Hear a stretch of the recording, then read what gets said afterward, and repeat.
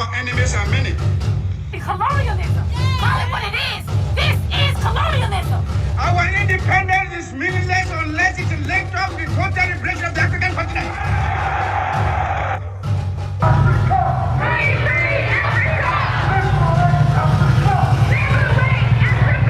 Long live African freedom fighters. Long live African independence. Death to colonialism. And long live African unity. Freedom! Freedom! Freedom!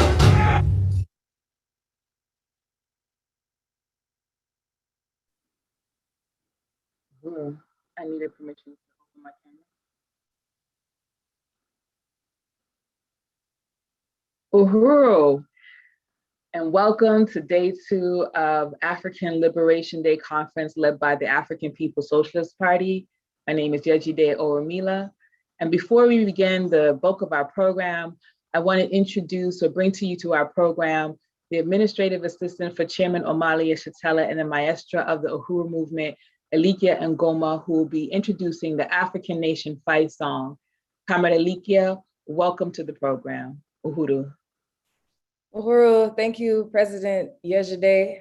My name is Alikia Ngoma, and I am the Administrative Assistant for Chairman Omali Yeshitela, and I will be presenting the African Nation Fight song. And as I said yesterday, I want to thank the organizers of this program for having this song on the agenda. This is a song that came out of the leadership of Chairman Omali Yeshitela, and with a lot of the text being politically guided by the Secretary General, Louisi Kinshasa, who is the Secretary General of the African Socialist International. And in short, this song is like African internationalism theory in very short and simple form so that anybody can get it, even if they're hearing the theory for the first time. It reminds us that the African nation is one nation, that we are engaged in the struggle for revolution, and that our goal is for socialism in our lifetime as well. It raises up, past leaders like Marcus Garvey, Patrice Lumumba, Jean-Jacques Dessalines, and a quote that he introduced to the struggle of the revolution that was won in Haiti that says, "Coupe tête boule caille," which means cut heads, burn houses. It raises up the red, black, and green. It raises up the need of African workers to overthrow parasitic capitalism. And it does so in a very friendly kind of way. So on your screen is actually a demo version of this song that has the lyrics and a demo instrumental and melody that you can familiarize yourself with, how the song goes as you're reading the text at the same time. Uhuru.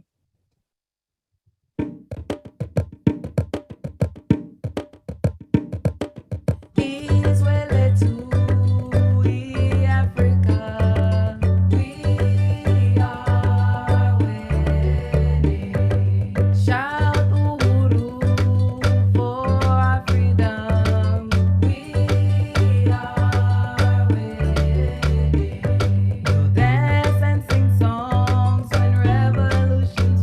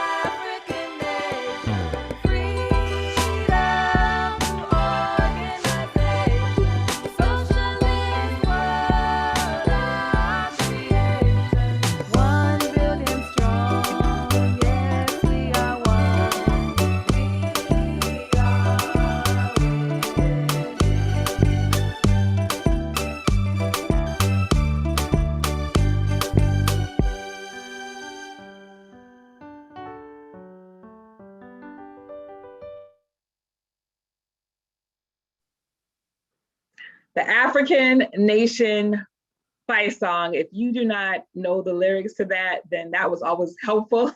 And we are so thankful for Maestra Alicia Ngoma for leading that process, for creating this song and giving African people a national anthem, so to speak, for us to express, our desire to be free and independent African people. And for us in the party, free, independent under the leadership of the African working class and fighting for a free and liberated Africa. So thank you so much, Comrade Alicia, for the African Nation Fight Song and for really contributing your skills to the African Revolution through that process. So next, I want to have an opportunity to bring forth our chairman of the African People's Socialist Party and leader of the African Revolution to introduce today's African Liberation Day program. This comrade chairman has been so impactful to the lives of so many African people around the world. And African Liberation Day is a time where we express our desire, not always express our desire for the liberation of African people. So Chairman Omali Yeshitela, please welcome to the program and provide a welcome and opening for today's program. Thank you, comrade. Uhuru, I want to thank you very much, Comrade Yejide, President Yejide Orunila, for that introduction. And I want to express my appreciation to the African Liberation Day Coordinating Committee that pulled all of this together to make it possible for African people to come together and discuss this question of the liberation of our people. As you know, African Liberation Day was officially something that was determined to be in existence. It was created in 1963 in Addis Ababa, Ethiopia. And on May 25th, African Liberation, the Organization of African Unity was founded. And at the founding of this organization, it was determined that this would be characterized as African Liberation Day. And for a long time, people were really excited about this. I was one of them. I participated in the first African Liberation Day mobilization that happened in the world. And this was only in 1972, after someone who was active in the struggle of African people in this country had gone to Mozambique and had gone and participated in the bush with the revolutionaries who were fighting there. And after asking what he could do and Africans should do in the United States, was advised that we could go ahead and organize African Liberation Day. And this African Liberation Day, as he characterized it, would be something that would be in support of the national liberation struggles, of the struggles of African people still living under colonial domination in Africa, under Portuguese colonialism in particular, under the colonial domination in what was characterized as Rhodesia and South Africa, et cetera. And that part of what we would do is to create an African Liberation Day that would bring attention to African people of what was happening to us and raise funds for the revolutionary movement, for those struggles against direct colonialism there. And that's what we organized to do. And what we did not understand is that the Organization of African Unity that was founded in Addis Ababa, Ethiopia, in 1963 was something that was done to frustrate the efforts by Kwame Nkrumah, who was the first president of independent Ghana, and who had spent much of his life and would spend all of his life trying to really bring unity to the struggle of African people for our total liberation, for the destruction of the borders that separated Africans from each other and from our resources. And that the imperialist powers themselves had promoted this event to create the Organization of African Unity. You should Google the presentation that Kwame Nkrumah made at this founding convention or conference that created the Organization of African Unity. His presentation was made on May 24th. And he told everybody there that the outcome of this meeting had to be the creation of an actual Organization of African Unity that destroyed all the borders that separated Africans from each other and created a single united African state. And of course, that did not happen. And many people who betrayed that effort, and Nkrumah had declared that it would be a betrayal to our people who are suffering. And if we don't do this, what will happen is neo-colonialism, this indirect rule, this black power, this white power in blackface will dominate Africa, and we will catch hell forever. And so Nkrumah did not win that struggle. And they did create this organization of African unity that did not only disregard what Nkrumah had said, but actually codified the illegitimate borders, declaring that the borders that were created by white power, that by the colonizers, that separated Africa from each other and that separated Africans from our resources would be inviolate, that they would be there, and that it would violate the unity of African people to do anything to destroy the colonial borders. These borders, as you know, were created in 1884 and 85 in Berlin, Germany, by white men who sat down at a table and carved up Africa and gave it to each other, like some group of what might be characterized as mafia bosses.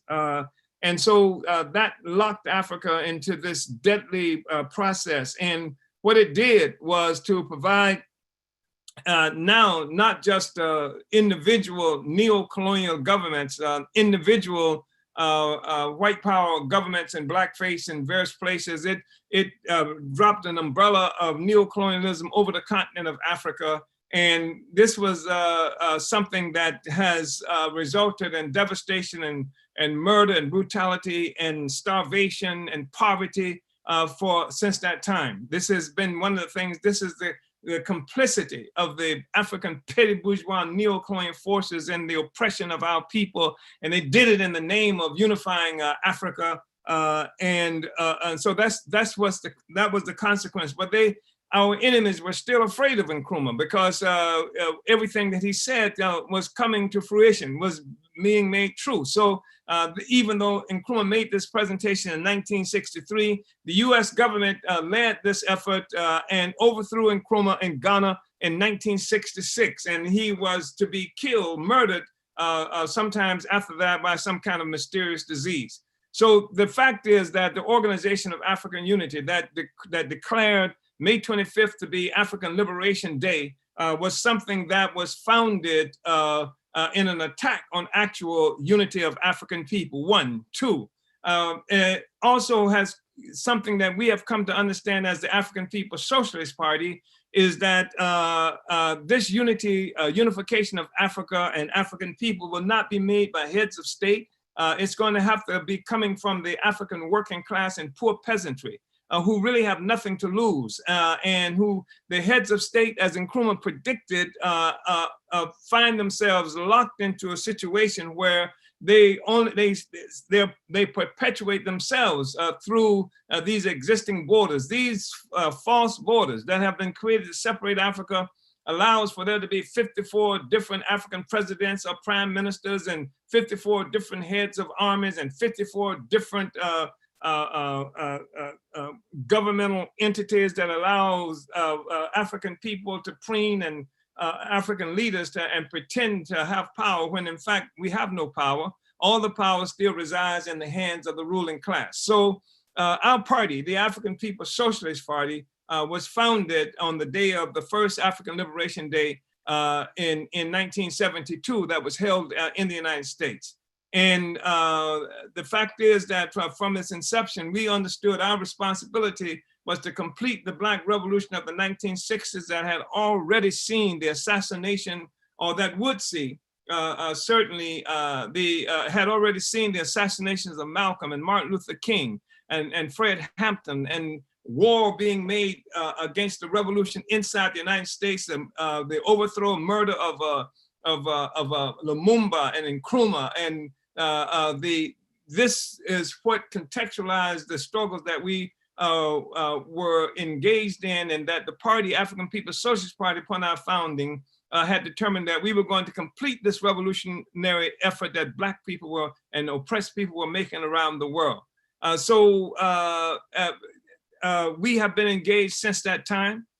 We have come to understand long time ago that the African Revolution when fought within the context of those borders that were created by white power for us, was a losing proposition, that they had run in to their limitations, that there was not going to be any Black freedom in the United States. There was not going to be another civil rights movement of any significance or anything like that. There's not going to be some liberation of our people because we declare Black Lives Matter. There was not going to be any independence or freedom of African people in any particular place in the world.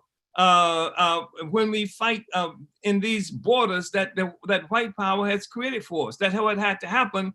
It's something that Marcus Garvey had recognized a long time ago, that we had to build a single revolutionary organization crossing the planet, where African people would strike out to take back our freedom as a whole people, not as Nigerians that didn't get created until 1963, not as Black Brits or some other entity that has been created by white power and that has bestowed some kind of false national identity on us as a people, that we are one African people and one nation, and we're going to have to fight and win our freedom as one people. And we're talking about a time where revolution was strong in the world, despite the fact that the Black Revolution of the 60s had been created. The people of Vietnam were engaged in serious struggle and teaching many, many lessons about what it takes to be free. And today, when we are having this African Liberation Day process, when we are talking about African Liberation Day under the theme of Build the African Workers' State, we do it at another time of serious crisis for the imperialist social system, where peoples all around the world have again begun to rise up, and where people in Palestine, people in Iran, people in Iraq, people in Afghanistan, people throughout the Americas, Venezuela, Nicaragua, etc., engaged in life and death struggles against the social system and driving it into a deeper and deeper state of crisis. So much crisis that there's fighting that's going on even among the white powers themselves. You saw this initially with the Bush regime, the George Bush, who came to power and total disregard and having nothing but disdain for white power allies in Europe. And it's going to be America's way or the highway. And then, of course, after Bush, we saw other presidents of the United States who sometimes took different tacks, but certainly not Trump. Trump didn't take a different tack. And he has decided that America is going to rule the world and going to continue to rule the world. And he has acted in that fashion. And so we've seen these struggles of peoples around the world, and we've seen the British, and we've seen the French, and we've seen other people having to make decisions independent of what sometimes in contrary to what the United States wanted them to make. And now the struggle is deep into such an extent that the United States has been fighting the people of Afghanistan, poor people who barely have enough resources to get bread for their children, and has been incapable of defeating that people, defeating that country. We've seen the emergence of other forces that's challenged the United States and clearly shown that the United States is not the power that it's supposed to be, was thought to be. We've seen Iran being able to stand up against the United States. We've seen Russia re-energized and coming into this process and challenging the United States in Syria and challenging the United States in other places of the Middle East. We've seen China, this behemoth intruding into what officially and normally and traditionally have been the sphere of influence and dominance by the US government and by Western white imperialism altogether. So the whole world has been shaken. And this is an extraordinary point in time. And we are prepared for that in the African People's Socialist Party. And this discussion we are having today, this event that we are having today around African Liberation Day, from our perspective, is one method by which we contribute to developing the revolutionary project, because Africa will never, ever, ever be free without overturning this relationship that we have with imperialist white power. And that is either directly or indirectly. Directly in terms of the United States or France, particularly dominating sectors of our Africa. Indirectly in terms of the neo-colonial puppet regimes, government that govern in the interests of imperialist white power.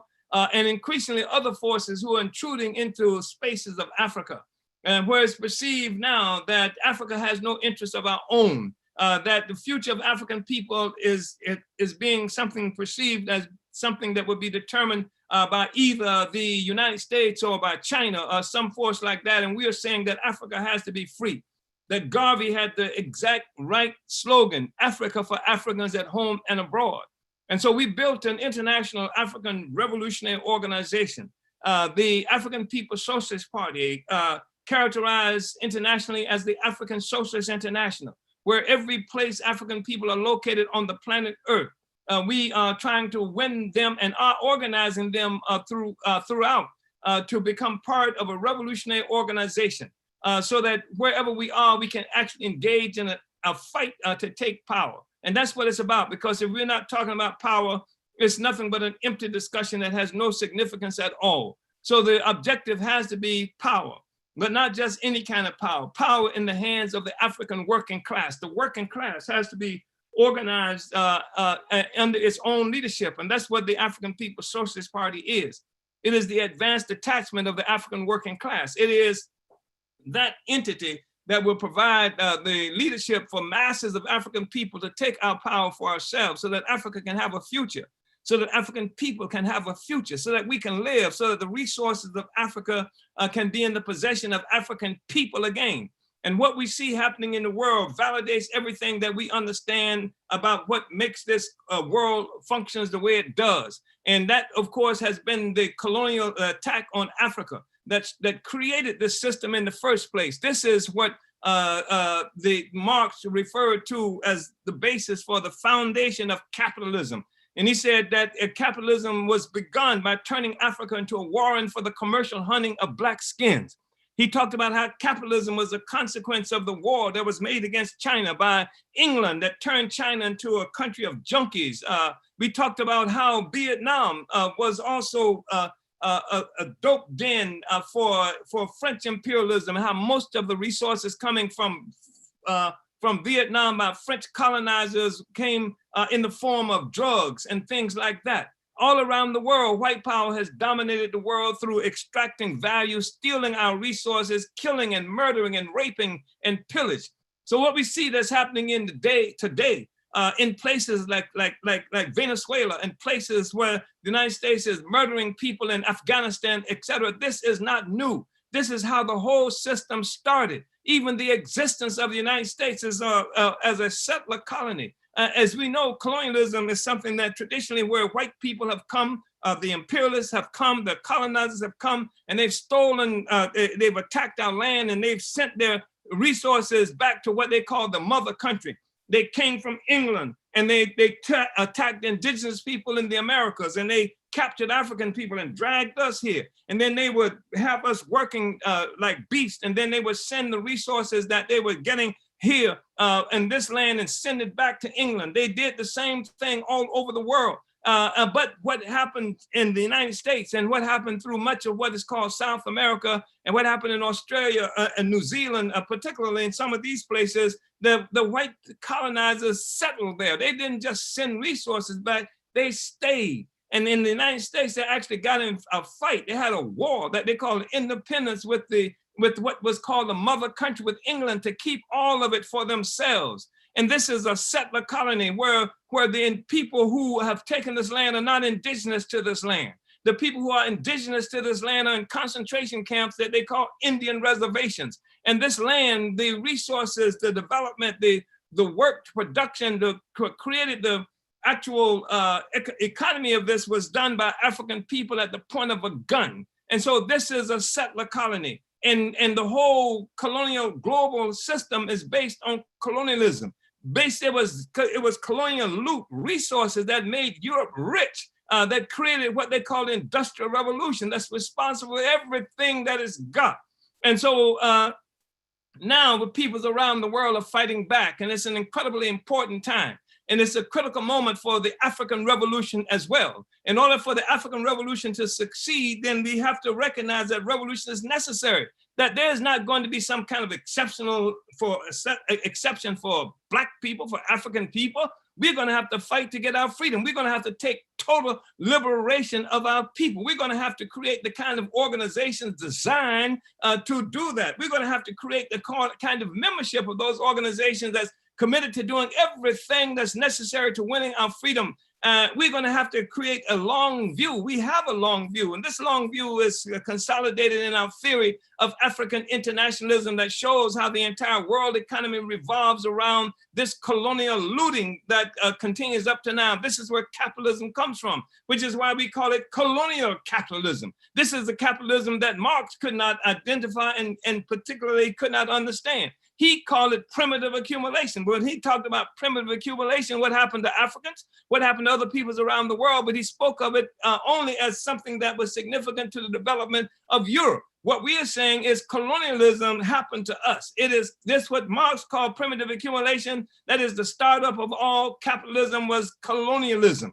And what we are saying is that the struggle against colonialism is what is going to change the world when we are victorious. And the critical element in this struggle against colonialism is the African Revolution. And the African Revolution will be a magnificent global revolution that will be able to unite all of the anti-colonial struggles of the world, from Palestine to what they call South America, even to St. Louis, Missouri in the United States and various other places. So this is why we are here. We are here to build this revolutionary project. We are putting revolution down every place, and we've built all kinds of organizations. We've built organizations that open the door for masses of people to become involved in the struggle as women, in the struggle as workers, in the struggle as people who want to deal with the environment, in the struggle on every front that's possible. The African People's Socialist Party has done that.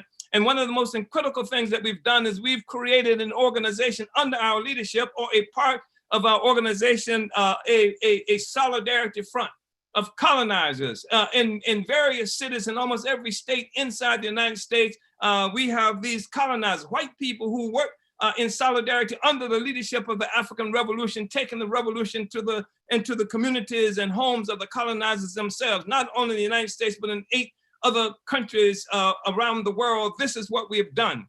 And so we call on you to come to this meeting today with the objective of actually fighting for power, and recognizing that this African Liberation Day mobilization is something that is to carry out the mission that Nkrumah started some time ago. And that is to unify Africa, but to unify Africa, the only way it can be unified is under the leadership of the African working class that now has its own organization, that now is able to establish tactics and strategies to make that happen, that now has various kinds of institutions that's been created to establish an independent economic, anti-colonial economy that now recognizes that imperialism itself, white power, is in a state of crisis, and that it is our time to strike out and to take our freedom. It takes a certain kind of membership to do this. It takes a certain kind of discipline to do this. It takes a commitment to actual strategy and tactics, and not just something you do because you feel angry at any given moment. But revolution we recognize as a process, and it is not an event. And this process is one that the African People's Socialist Party has been leading now for more than 50 years. And we've come to a place where we are now, where victory is in sight, and we can see it, we can taste it, we can feel it. And so we just want to call on all of you here to unite with what it is that we are providing. Join the African Revolution, join the African People's Socialist Party. Let's move forward and end the suffering of African and all of the workers and toiling peoples of the world. Uhuru, uhuru, izwe letu I Africa.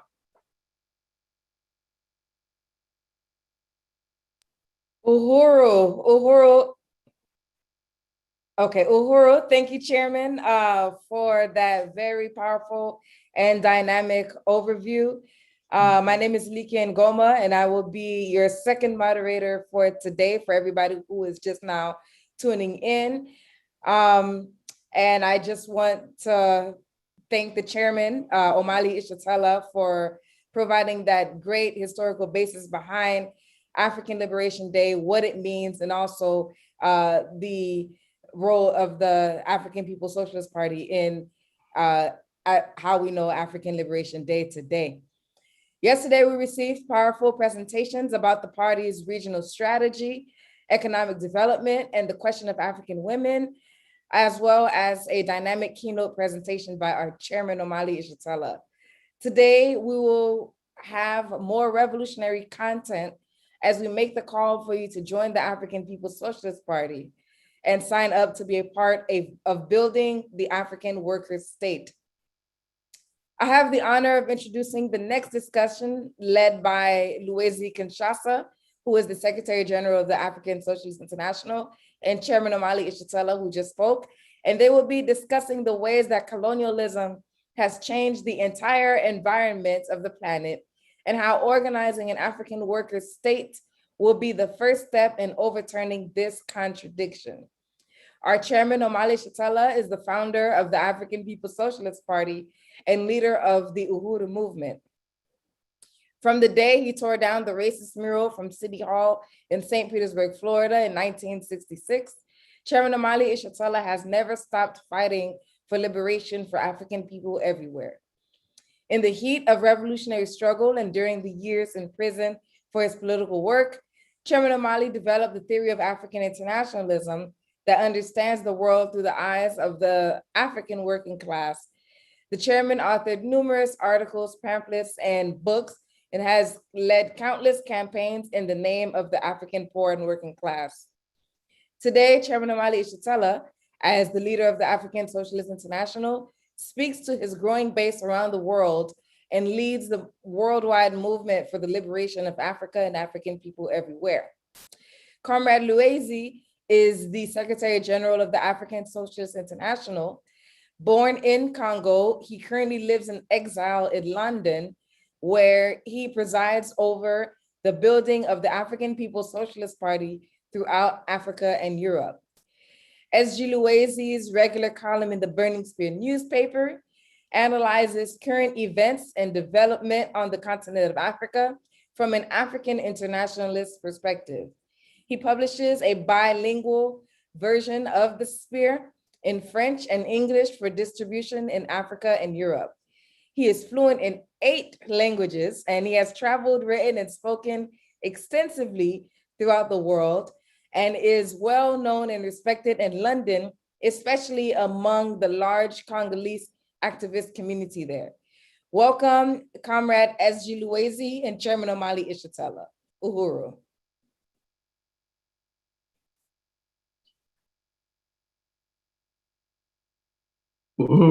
Comrade Eliga, thank you so much for the presentation.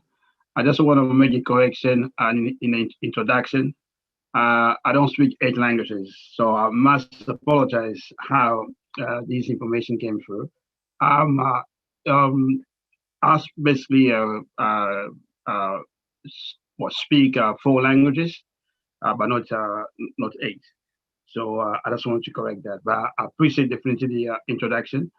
And I also just want to say, I want to salute Chairman Omali Ishatala for his historical leadership.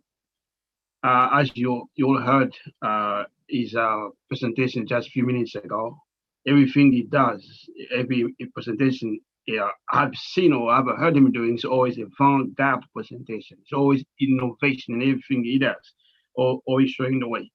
And for those of us who never had the benefit of knowing what the real leader of African Revolution was like, like the Garvey, the Nkrumah, the Malcolm X, Chairman Omali definitely concretize Ambodai is definitely a living example of that. I just want to really recognize that. And I also just want to salute everybody who work hard to make this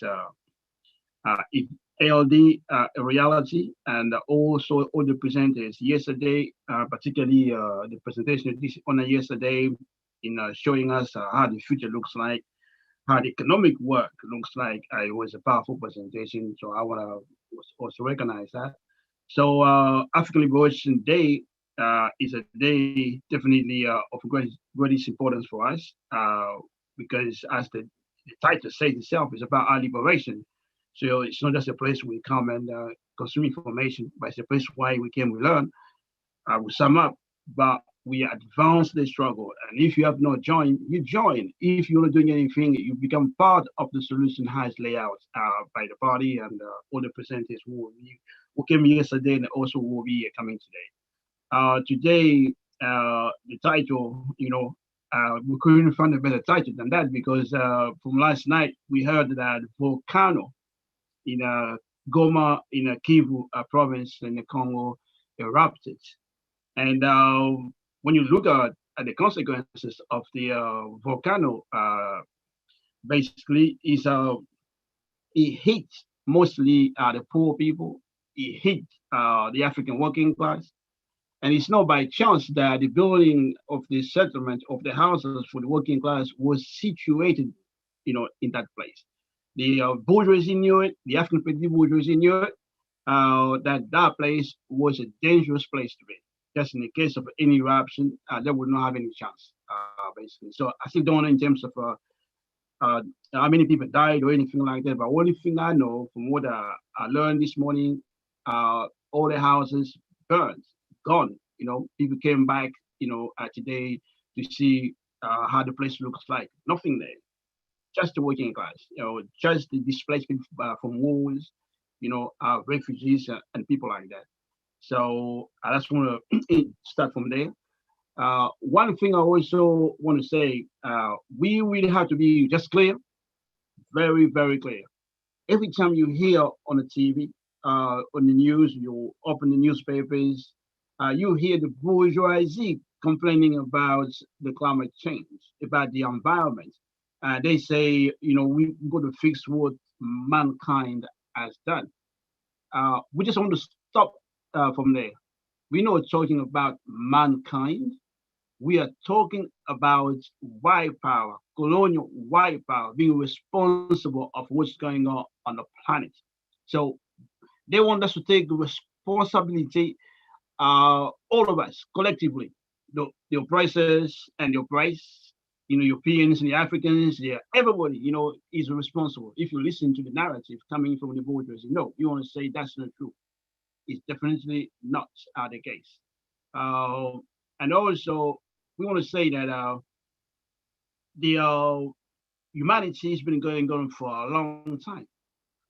We never heard of existential crisis due to the climate changes for humanity. You never heard anything like that. We lived with the environment. We use the environment to get food, whatever we want, understanding the significance of the environment, but we never assaulted the environment because the environment, we depended on the water. We depended on the wind, on our plants, all these things. We depended on them animals, things like that. So we did not, assault the environment. And but if you look at the rise of white power based on colonialism, it was an assault on Africans, indigenous, all the people in Africa, in the Middle East, in Asia. You heard the chairman talking about the French transformed Vietnam to a drug den and things like that. And they also assaulted the environment. So there is no way we can talk about this natural phenomenon without, let's say, we can't talk about this natural phenomenon outside of our colonialism. It's not possible. And it's not possible for a simple reason. When you look at hurricanes, earthquakes and things like that, they're supposed to be natural phenomenon. But what's happening now, you can't characterize them just natural phenomenon anymore. You better say colonial hurricanes, colonial earthquakes, for the simple reason that when the world used to experience natural, storms and hurricanes and all this kind of phenomenon, it was never an existential threat to humans, to species in the forest, in the water. There was no anything like that. Every time there was a storm, then there will be, an existential crisis for fish and the things like that. It didn't exist. But now what we do have is a threat, not just to the survival of humanity, but a threat to species in the water, in the forest. And if you look at the statistics regarding basically what's happening to the humanity, you won't believe it. About 200 species go extinct every day. According to the UN Environment Program, the Earth is in the midst of a mass extinction of life. Scientists estimate that 150 to 200 species of plants, insects, bird, and mammal become extinct every 24 hours. This is nearly 1,000 times the natural or background rate, and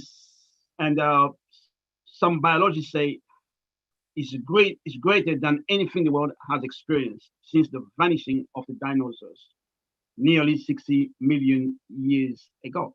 Can you imagine that? 200 species go extinct every day. So, the LD started yesterday.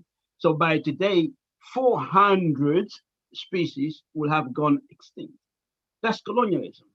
That's not just man in general or humankind in general. This is colonialism. These white power. That is the white ruling class and the colonial white society that has attacked everything that exists on the planet. Just everything has to come to you. Everything has to go to white people. They have consume everything. Everything has to go to enrich the white colonial society, and no regard for the long term, consequences. You have all these, colonizers who talk about environment. They don't talk about the colonial enslavement of Africans as an attack on environment, because an attack on humans, that's the first attack on environment. They don't mention that. Indigenous from Americas, you're almost in the United States extinct, almost gone. The handful left, the concentration camps, they call reservation. They don't define that as an environmental crisis. And you go realize that Africa we didn't have syphilis. We didn't have even cholera in Africa. And when you say that, it's like a surprise to many people. Yeah, we didn't have all those things. And when they're saying, there is an environmental crisis, they're not talking about that. They're talking about green economy, green capitalist economy, making the economy more efficient, making capitalism more efficient. Instead of having all this production that produce so much CO2, all these carbon gases and things like that, they want to produce in a way that Europe should not be polluted. At least white people, they should experience life without pollution. If there's a pollution, send it back to Africa, send it to India, send it to other places. But they want to experience green capitalism. And that is impossible. That's not possible. There is no such thing as green economy or green environment outside of context of colonialism. We cannot remove colonialism from everything they say, from everything they want to do. Because if you want to solve this question of environment, we must eradicate colonialism. We must destroy colonialism. And you will know one reason we're saying that. Just look at every time there is an environmental crisis or there is a disaster in Africa. I'm not really yet speaking to those pictures, but I appreciate the comment doing that. That's really important. As it reminds me that no, it's good. Just leave them there. It just reminds me that some comments have to be made because people have seen those pictures. So I might just say a few things about that before I carry on. You've seen those pictures, particularly like the one you're watching now. These everyday environments in Africa. That's every day. You go to Nigeria, you go to Ghana, Sierra Leone, wherever you go, that's an everyday environment.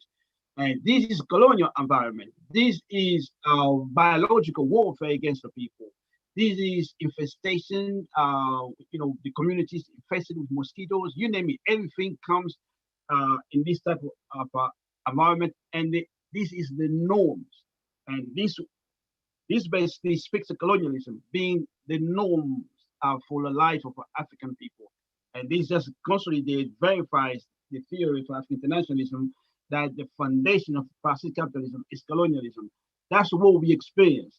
Colonizers don't experience that. White people don't live like this, but we live like this. We live all this water, with us, mosquitoes, all kind of insects will be with us.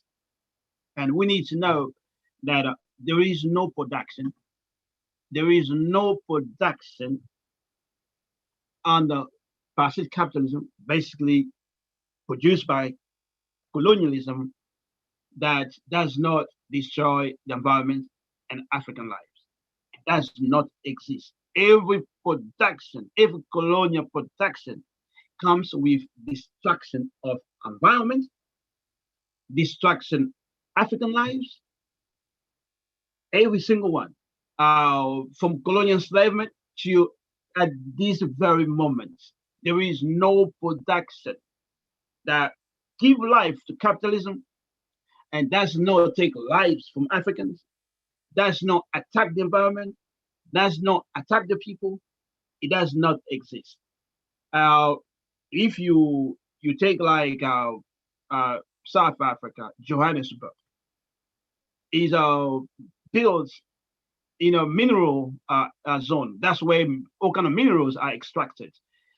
You name it, gold, cadmium, everything is there. But the consequence of it is that people have got TB. They are impacted by all kind of heavy metals. All the shanty towns, they have built all these settlements. They have built around the mines. They are also dumping sites. They are contaminated dumping sites, and we have birth defects. We have all kind of problems. I take an example of Johannesburg, just one. If we move the slide, there might be another picture. This one, for example, this is in Zambia. This is in a Kabwe. This is where they produce copper and lead, things like that. In fact, these children, they play on a dumping site, on a lead dumping site. It means that these children, these African children you see right now, they have lead in the blood, in the bodies. And this is true. You go realize Africa is full of mines. Every single mine has dumping sites. And all these dumping sites, we live side by side. So it means that all of us there, we have cadmium in our blood, arsenic on our blood, uranium on our blood, lead on our blood, you name it. Of course, the African neo-colonialists don't care. That's no part of the job to organize and fight for people. They are there to maintain status quo. So that's not really a problem for them. So this is just one example. And there are many, when I say many, there are countless. Wherever we live, the working class reside in Africa, we are living side by side with poison, poison environment. And this is colonialism. And that's what we're saying all along. When we have mudslides, when we have hurricanes, the problem is not that we have mudslides, that we have hurricanes. The problem is imperialism, because it's imperialism that denies us the access to resources to rebuild our lives after the mudslide, or to rebuild our lives after earthquakes, like in Haiti. We can rebuild our life quickly, but imperialism prevents us from doing that. Bill Clinton and his family stole the money, so we cannot rebuild our lives. And all these multinational companies, they stole our wealth every day, so we remain powerless. See, so if you talk about solving the crisis of environment, first of all, you go recognize that we must have Black power. That's the starting point. The people must have power. When you've got power, then we can first change the economy, because Black power cannot coexist with colonialism. Colonialism has to go. And when we got power, then we can decide where we live, how the water is treated, what we're going to produce, what kind of minerals we need, and so on. But under colonialism is the white ruling class with their partners in crime or accomplices of African people bourgeoisie, we decide what we produce, where the masses reside, and what we consume, how things are produced, and things like that. So we can move on next slide, please. Of course, these deforestation, this is the Cameroon. And you know, they're talking about the greenhouse effect, that you need the forest to capture the CO2, all these gases are being released. So if you remove the forest, if you cut all these trees, you're contributing to the crisis of the environment. And it's capitalism. And we know cutting these trees because we want to build houses for the African people. No, this is to send wood to Europe and also to transform this place to agriculture for capitalist production, so we can produce commercial crop, you know, cocoa or soya or stuff like that. So the very essence of the contradiction between colonialism and environment is right there. Colonialism is a contradiction with the environment because it's designed to attack the people, to attack Africa, to attack colonized people, and to attack the environment itself. So that's why basically it has to go. And this, of course, will benefit this U.S. company, United States Air Force Oil Company. So if we move to the next slide, yeah, these are a similar one. So the same company. This you can see the agricultural production. The next one was an example of a fish. These basically in the rivers somewhere in South Africa. They dump so much toxic in water after 130 years of gold extraction in South Africa. The fish even are contaminated. You can see, you know, this is just an example of it. And these, if you take Nigeria, you will see the same thing. Oil, shell from Britain and Holland, they contaminate our rivers, water table.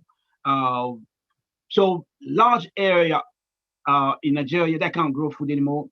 People can't go fish anymore because they attack the environment. They destroy their environment, and that's just to produce oil for Britain and for Holland. So that's just how colonialism basically works. If we can take the next slide. Yeah. These are African workers looking for gold, and you will know it means that the water you see over there, it's already contaminated because they have to use mercury and other substance just to, you know, to extract this gold. And you have to know that depending where you are, in some places to have like maybe 2 or teaspoons of gold, you need to extract something between like 500 kilogram to 1 ton of waste. It just gives you an idea of pollution. Generally speaking, people have no idea what mining means. All the mineral extraction, all of them, with no exception, you have to contaminate not just the water, but you have to change the balance that exists in the system, in a ecosystem basically, because you have to open up the earth. You go change the equilibrium, the balance that was sitting there for million, if not billion of years. You go take new substance that was safely buried under the earth, take them out. And by doing that, you're breaking the balance of the earth. In fact, if when you look at the industrialization itself of Europe, is a qualitative transformation, which is also a definitely a break in the balance between production and the ecosystem, because some scientists said it is from 1750 that at the beginning of the industrialization that the climate change started, and that's not by accident, because the industrial revolution definitely is a new technology that is sending in the atmosphere all kind of toxics, all kind of polluted substances. And what you're looking at today is a cumulative effect, a cumulative, consequence. It's not just 1 year, 2 years. You're looking at like 600 years of assault on Africa. When you see the consequences of African lives, African culture, the way we are today, you're looking at a cumulative impact. The same way when you look at the net, at the ecosystem, at the environment, you are looking at a cumulative effect. 600 years of aggression of the planet. That's what you're looking at. And so what you see in these pictures is just one aspect of it. Next slide, please. Of course. You go remember these the African workers, particularly African women here, you can see in Ghana. And all this has happened, they refer to, the bourgeoisie refers to African working like that, artisanal production, which means it's not done by intensive capital, by machinery, things like that. So they say artisanal. And you have to realize, usually they say, and the bourgeoisie lies a lot all the time, they say 30% of the mineral production is artisanal, which means we do it by bare hands. Like you see these sisters, those workers, they produce the same way for coltan, cobalt, 30% by hands. And it means that the environment here, there is no protection for them. Whatever bacteria is sitting in this muddy water, they will have it. Whatever toxic they need to use, they will have in their bodies. It will be in the rivers. And you're talking of extraction, transportation of these minerals. They use lorries. And so basically, there is a release in the atmosphere of all kind of minerals, all kind of heavy metal, all kind of toxics. And we live with that throughout Africa and wherever Africans are colonized. So all the rivers in Africa, generally speaking, most of them are contaminated.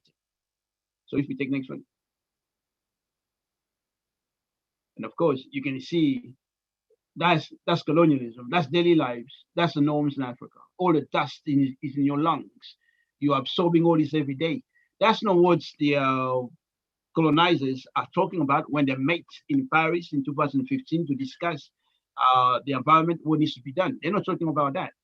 They're talking how to make, capitalist economy more efficient, by definitely making sure that whatever the European consume, they consume it is safe for them, and Europe is less polluted and things like that.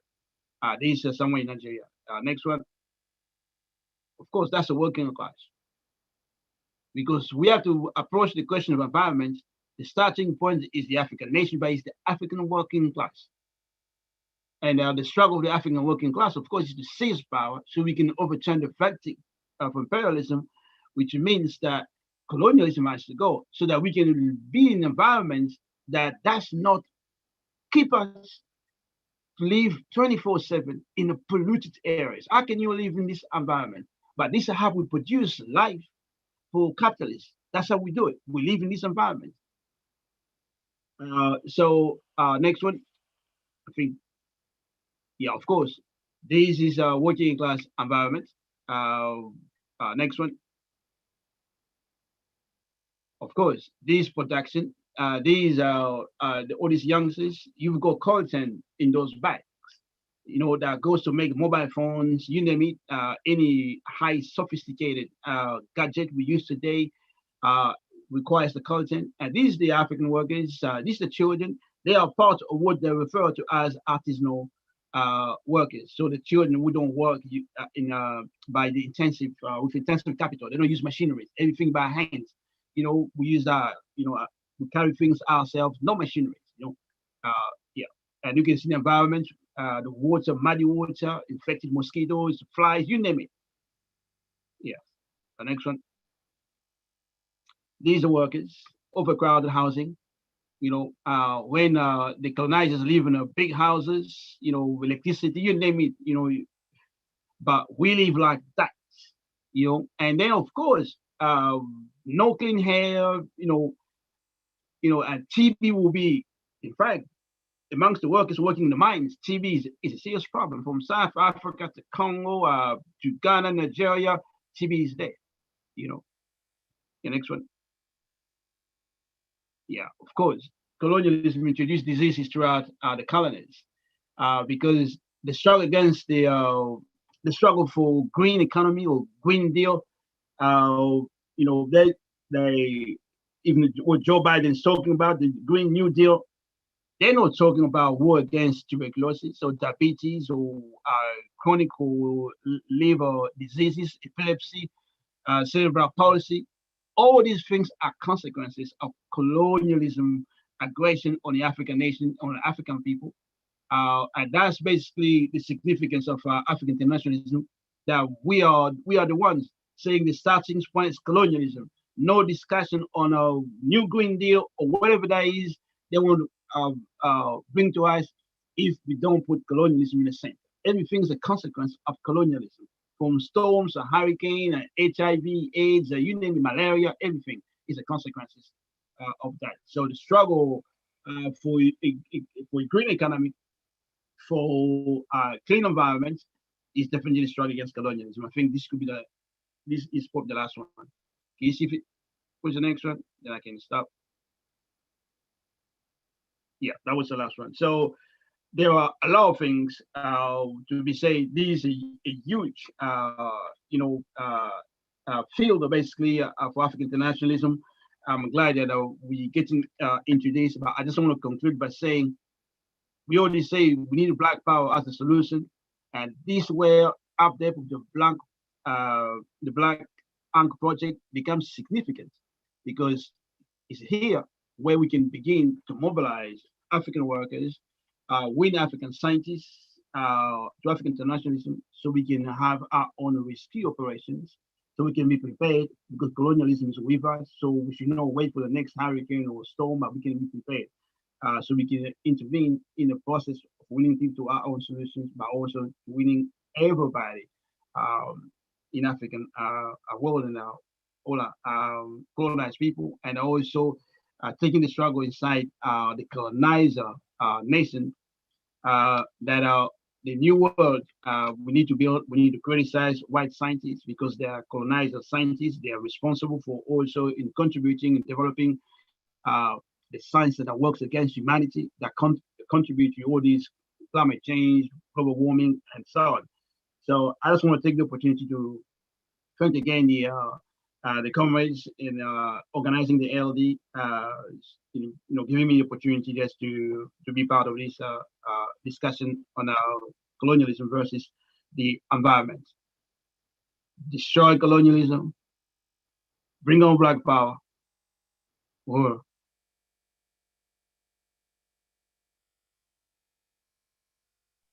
Uhuru. I want to thank Comrade Secretary General Luiz for that presentation. And I too want to join with him in saluting the organizers of this African Liberation Day event, giving us an opportunity to discuss this question of the environment in a way that's meaningful.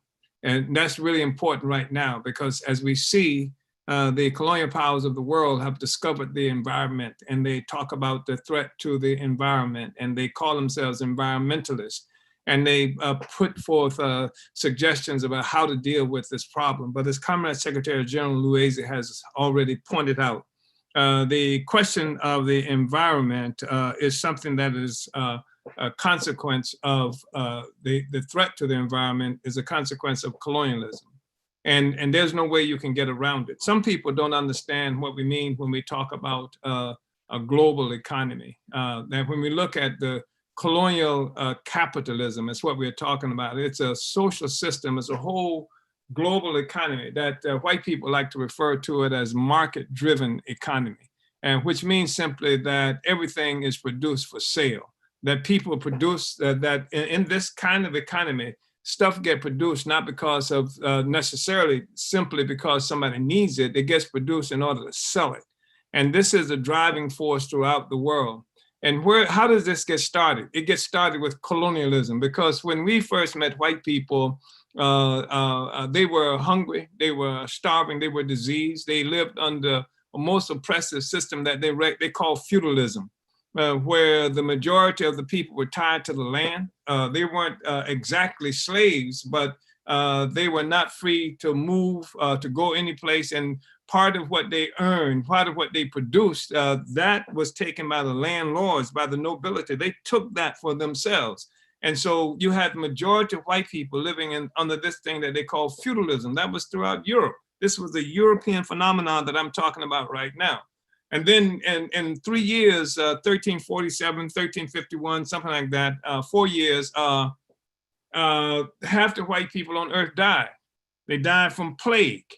And it was an extraordinary event that made so many changes throughout Europe. But you had for 100 years or so, the intensification, that plague coming back and just decimating much of Europe. And Europe rescued itself through what we now know as the slave trade. It was where some Europeans, and please, I'm not talking about some conspiracy where all the white people got together and say, let's go and capture African people. I'm saying that what we saw emerge was Europeans, some Europeans who did leave Europe, and they initiated attacks on Africa and other peoples around the world. And this is where you saw the emergence of what we now call a capitalist system. And part of what I think makes this significant in terms of understanding how capitalism functions and what it looks like is that peoples around the world have lived for a long time without having to deal with white people. And they produced for a long time, had decent lives for a long time. In fact, you can't, one of the things that's magnificent and particular and peculiar about Africa and some other peoples is the level of cultural development. You know, the poetry, the dancing, the song and stuff like that. That's something that people recognize as African. You can't do that. You can't have that kind of life if everything, every day, your back is up against the wall and you're just fighting for survival, as was in Europe. The fact was that we were able to develop our own humanity because our production process and our relationship to nature was such that it was possible to even have the time to become poets and dancers and singers and develop that kind of cultural expression, those kinds of cultural expressions, and the kind of economy that we had. This whole thing that we say that sometimes upset us when we hear Hillary Clinton making, statements, it takes a village to raise a child. That's an African expression. And why would you say it takes a village to raise a child? It's because we live in a collective societies. How can you have a collective society except you have a collective economy? The economic life of the people was not one person against the other, or a group of people against everybody else. It was a collective economy. It was not an economy based on exploitation, ripping people off, etc. And so that's it was socialized production, if you will. There was socialized production, just as there's socialized production today, but also it was socialized ownership. So we own things collectively, generally speaking. And that was reflected in our social relationships. That's why, and even you find that even as desperate as things have been made for African peoples globally, you will still find expressions of this kind of collectivism, in our culture and other things like that. But Europe was a whole different expression. And this is what they imported to Africa and to much of the other parts of the world. But the other thing that's really striking about that is that, for example, the European discovered tobacco in the Americas. Indigenous people are using tobacco. You don't hear any evidence of the indigenous people dying of cancer and stuff like that. They weren't smoking 4 packs of cigarettes or 2 packs of cigarettes a day. It was a whole different relationship that they had with it. It was ceremonial, etc. But you become gluttons. If what you get is not something that's produced by your own society and you just go out and grab it and take it from somebody else, it creates a whole gluttonous kind of society where you do it because it's easy to do, because you didn't produce it, it came from someplace else, and it came from the colonized people. And this is where all these resources come from. And this is where you see the birth of the system that we call capitalism coming out of this process. This is where you had this tremendous amount of wealth coming and thrown into Europe and the so-called Industrial Revolution. All these things happen as a consequence of this accumulation of wealth that was not produced by Europe. It was an accumulation of wealth that came from someplace else. And so you have Europe having all these resources, and now they got factories and they've got all other kinds of institutions that this is where the Europeans like to trace the global warming. But what I'm saying and what we are saying is that that discussion is the wrong narrative. That how can you not say the environment was under assault when you are attacking Africa and millions? Some people have estimated as many 200 million African people being snatched up out of Africa and then dispersed throughout the world. The whole ecosystem of the Atlantic Ocean gets changed because sharks learn how to follow the ships that are leaving Africa and taking African people to other places around the world for dispersal. And many of whom these Africans either jump off because they don't want to leave our Africa, or because the colonizer would throw them off because it's more profitable if they got sick or something else. They didn't want the others to get sick because they were going to make money at the end of the journey. So sharks, literally schools of sharks, learned to follow these ships that were leaving Africa. And then when you talk about this assault on Africa, you're talking about that where there used to be villages and cities and things like that, and they get overgrown because people are running from the slavers and leaving their farms and leaving their communities, and they get overthrown. In fact, we've seen something that said by 1600, there was a little, what they call a little ice age. Because of the Europeans had come to what we now know as the Americas and killed something like 56 million so-called Indian people. And during that process, what they did was it meant that the cities and farms and things like that were overgrown. Now you have a situation where there's too much green, so that the CO2, what is it, carbon dioxide and what have you, that the vegetation would actually take out of the air and then release oxygen and what have you. It created a situation that it changed the whole how humans could live. It changed the entire environment. So you had a little ice age. That's by 1600. But this is what has happened. And of course, by 1415, the assault on Africa begins, where they kidnap African people and start this, Portugal in particular, begins this process of dispersing African people around the world. So this is where you have this major assault. And the reason that they want to count the global warming that begins with 1750 and the so-called Industrial Revolution is because this is where you can begin the development of Europe, and the development of Europe in a particular way coming at the expense of Africa and the rest of the world. Now Europeans have entered into history in a different way. And now there's industry that's being developed. But don't make the mistake of thinking that there was no industry in Africa, no industry in other places around the world. That's an absolute total lie. In fact, even the slave trade was informed in some instances by strategically going to certain places in Africa to steal Africans with certain skills, with certain capacity that they brought here. I mean, rice growing and other kinds of things like that beyond that. And then we are the ones who were the carpenters. We are the ones who built everything, even under this slavery. So this notion of somehow we got introduced to industry, we got introduced to production through slavery is nonsense. Europeans got introduced to production through slavery. And this process is something that I think we should recognize. So, and now you see the Earth is challenged. The life on the planet Earth is challenged in a very obvious way. It's been challenged. People are telling us now that it's an existential question, the environment. But how can it be an existential question now? when for the indigenous people who lost 56 million people by 1600.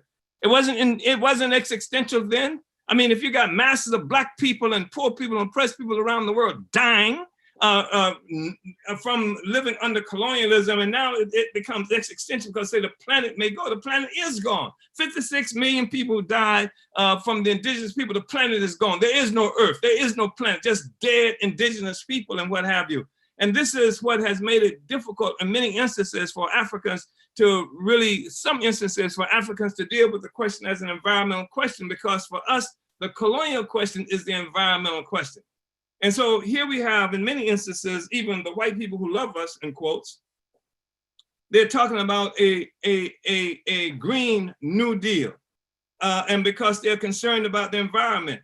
And the truth of the matter is that the change in the environment, the assault on the environment has actually resulted in melting ice caps and resulted in actually the planet Earth itself developing another kind of a wobble because of the ice melting and things like that.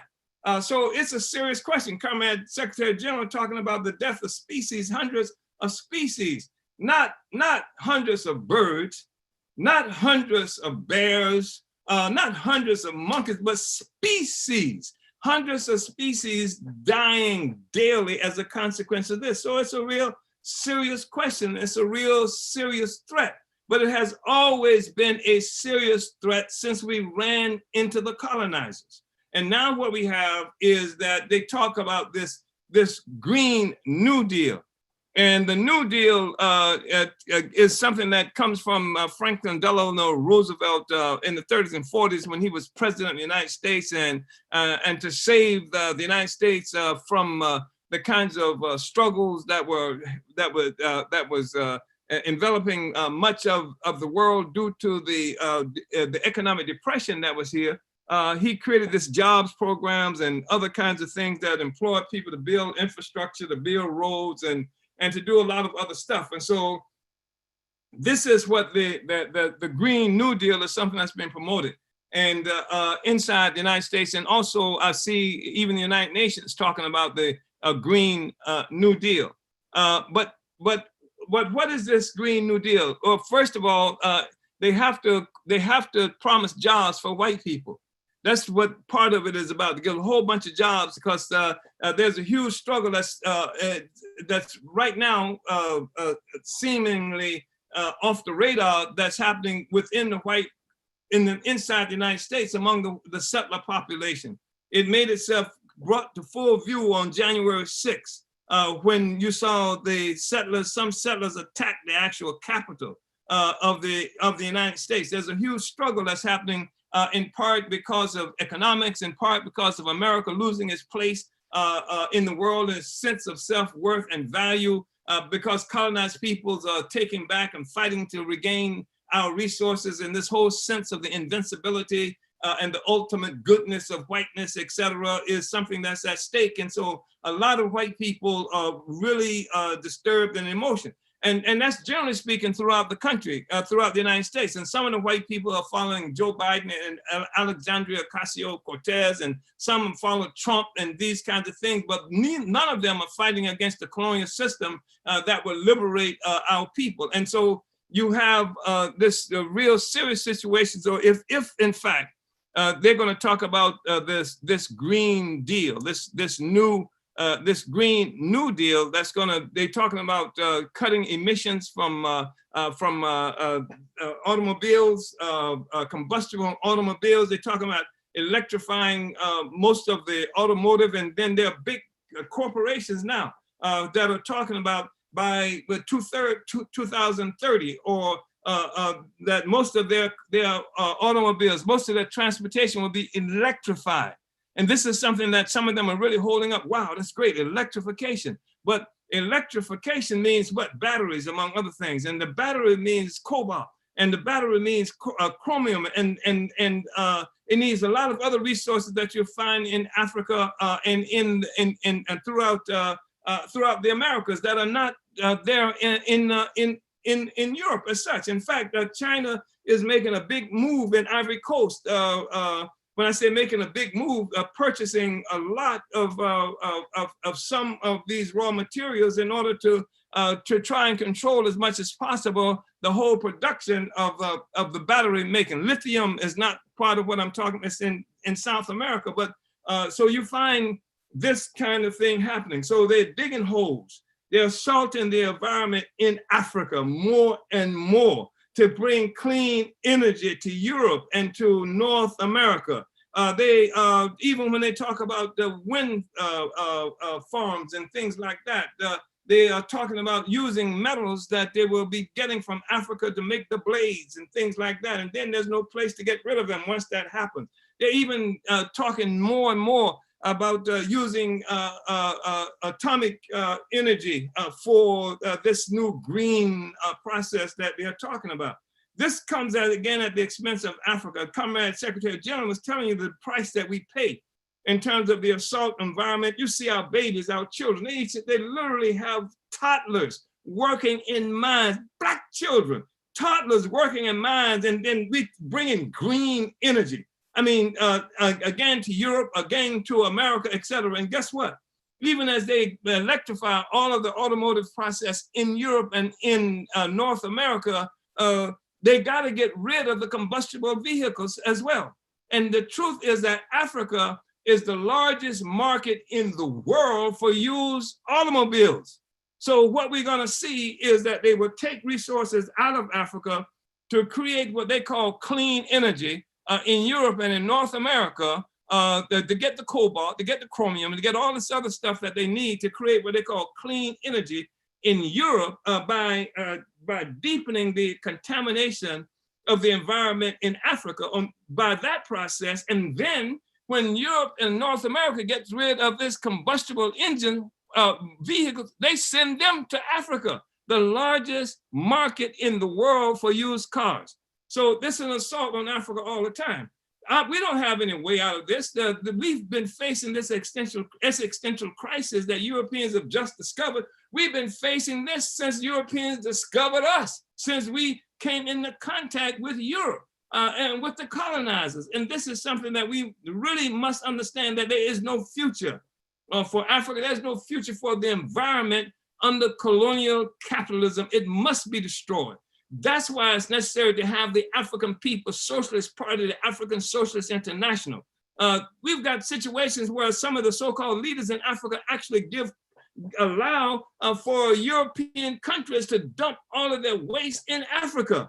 This is what we are experiencing, and our children need to be able to grow up and have decent lives and expect a decent future, but that won't happen under this system.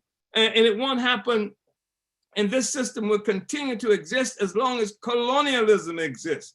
And colonialism will continue to exist until African people have our own revolutionary party capable of stretching out throughout the globe. And when I say throughout the globe, I'm not just talking about Africa. I'm talking about in Guadeloupe. I'm talking about Martinique, where people are being poisoned on a regular basis through how the process of farming that's happening there, and the French who control Guadeloupe and Martinique, and they've used these poisons as pesticides, et cetera, where our people are the ones who have been responsible for doing most of the agriculture farming for them. I'm talking about in the communities that we live in various places around the world. We are living with this stuff, and the only way out of this is to make this revolution. And Africa and African people have to have access to our own revolutionary party. That's what we are presenting today with this African Liberation Day discussion. So we're saying that the real environmentalists are the revolutionaries who are fighting against colonialism. And there is no other way out of here except destruction of colonialism. The existential crisis is one that's imposed on the world by the existence of colonial capitalism. And we are that response. And so I just want to say that I appreciate Comrade Secretary General Louise's presentation, introducing this discussion to us. And I want us to move forward.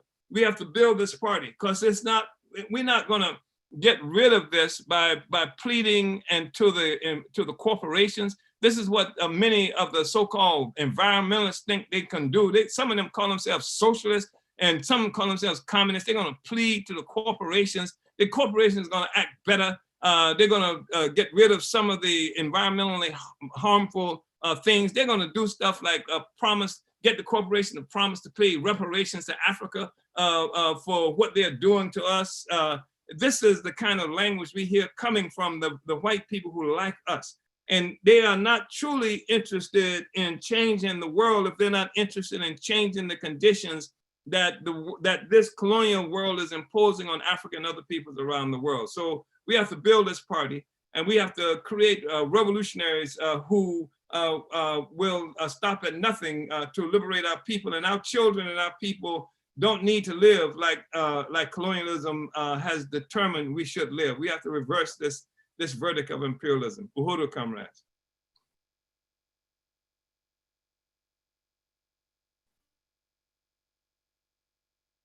Uhuru, thank you, SG Luezi and Chairman Omali Ishitala for that presentation. And again, that was on the question of how colonialism deteriorates the environment. We know you have questions for the Chairman and Secretary General, but before we do that, we have some important messages from our comrades. There's a video that we want to play and welcome the program, and also want to welcome to the program comrades Kingozi and Basil to talk about economic self-reliance. Uhuru.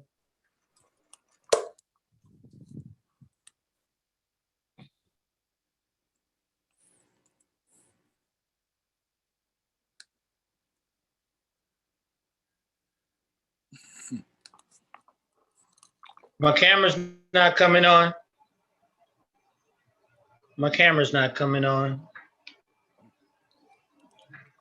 There we go.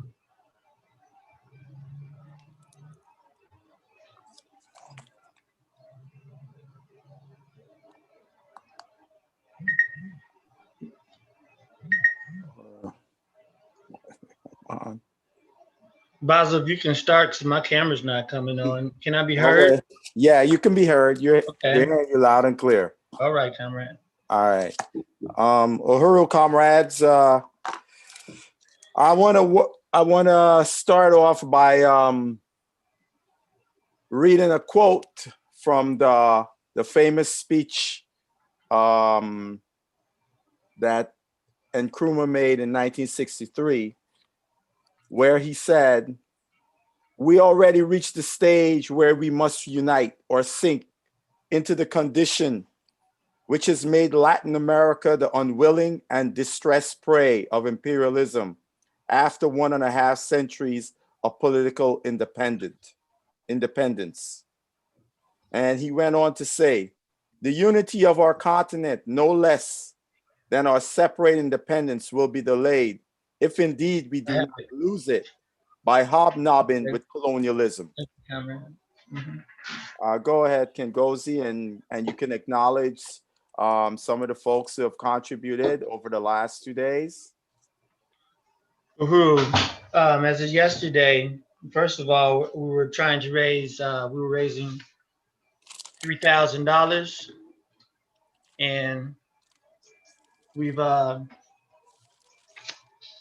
have a total of $1,645 as of last night. And some of the contributions that came over after the broadcast were Diop Odewala at $50, Jesse Neville, 100, DJ Eddie, 20, Norman Jalil, 25. So I want to thank them and acknowledge them for their late contributions yesterday.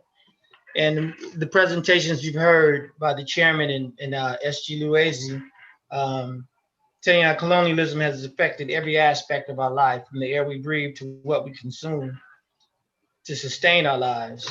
And it's just paramount that we continue the fight that we're in to get this information out. African Liberation Day is just for one tool to get the information to the masses. So today we need to raise $1,355.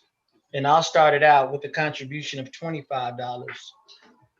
You comrades can also go to the website for our auction, and that's 32 auctions 32auctions.com/ALD 2021 and view some of the items that we have. About that, I want to talk about my contribution to the auction. I work with people in pain and athletes and so on, and I've contributed a session with me virtually. So it doesn't matter where you are in the world. You can, if you have problems with your back pain, I can definitely help you, because I'm usually the guy that people come to. They've been to all kinds of doctors and everything, and then they find me and I solve the issue. So that's one of the things there on the auction.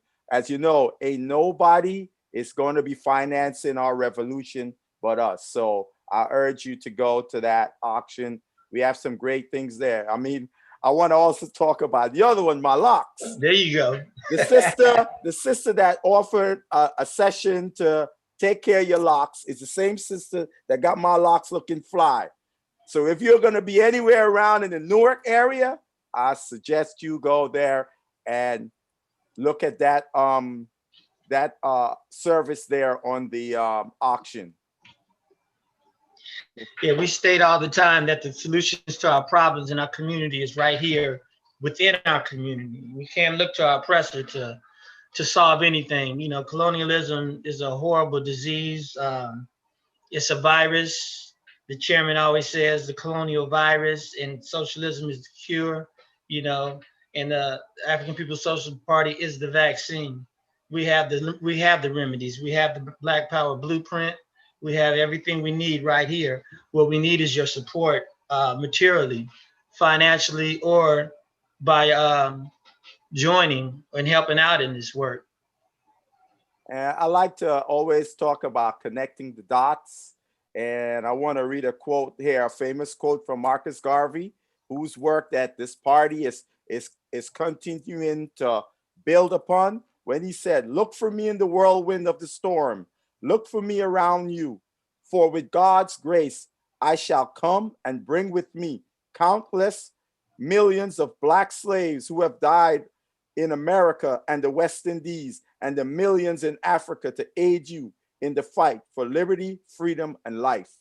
So we got to finance that revolution. So get those contributions coming in, brothers and sisters and comrades.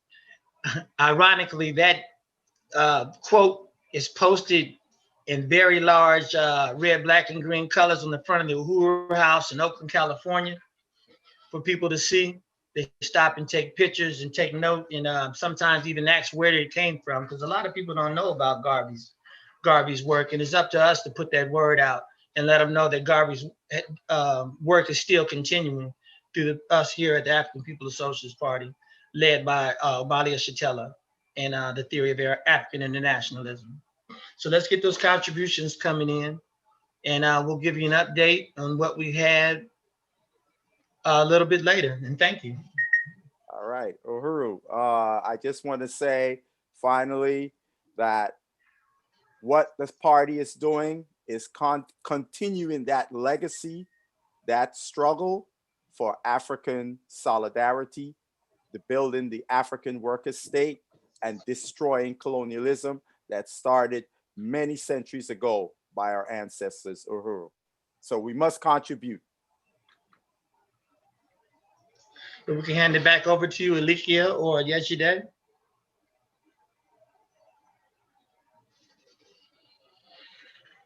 Uhuru, comrades, this is Yejide. Thank you so much for that fundraising call for the African People's Socialist Party and to build the African Liberation Day. And we encourage people to continue to bring through your donations throughout the program. And again, I'll repeat those links. To donate directly, go to alduhuru.org/donate. And to participate in the auction, go to 32, the number 32 auctions.com/ALD2021. Thank you so much for that presentation. Next, I want to bring to the program my comrade, Jainaba Lumumba, to talk about the importance of membership. Uhuru, comrade Jainaba.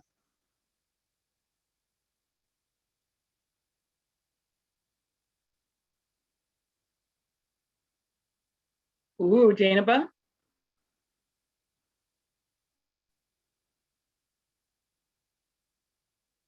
All right, Uhuru comrades, there must be some technical difficulties with Janaba's presentation. So since she's not on this program right at the moment, or she's having some difficulty connecting, what I want to say, the African People's Socialist Party is calling on you, African people, to step up to the plate.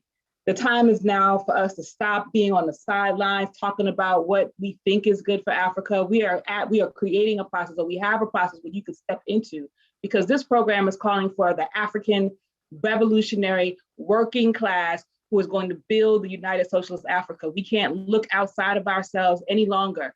And so it's really important for us to understand our own significance in this process. Everything you've heard up until now, from earlier today in this program, from yesterday, is about winning the capacity for African people to take control, to govern. We're not playing about this.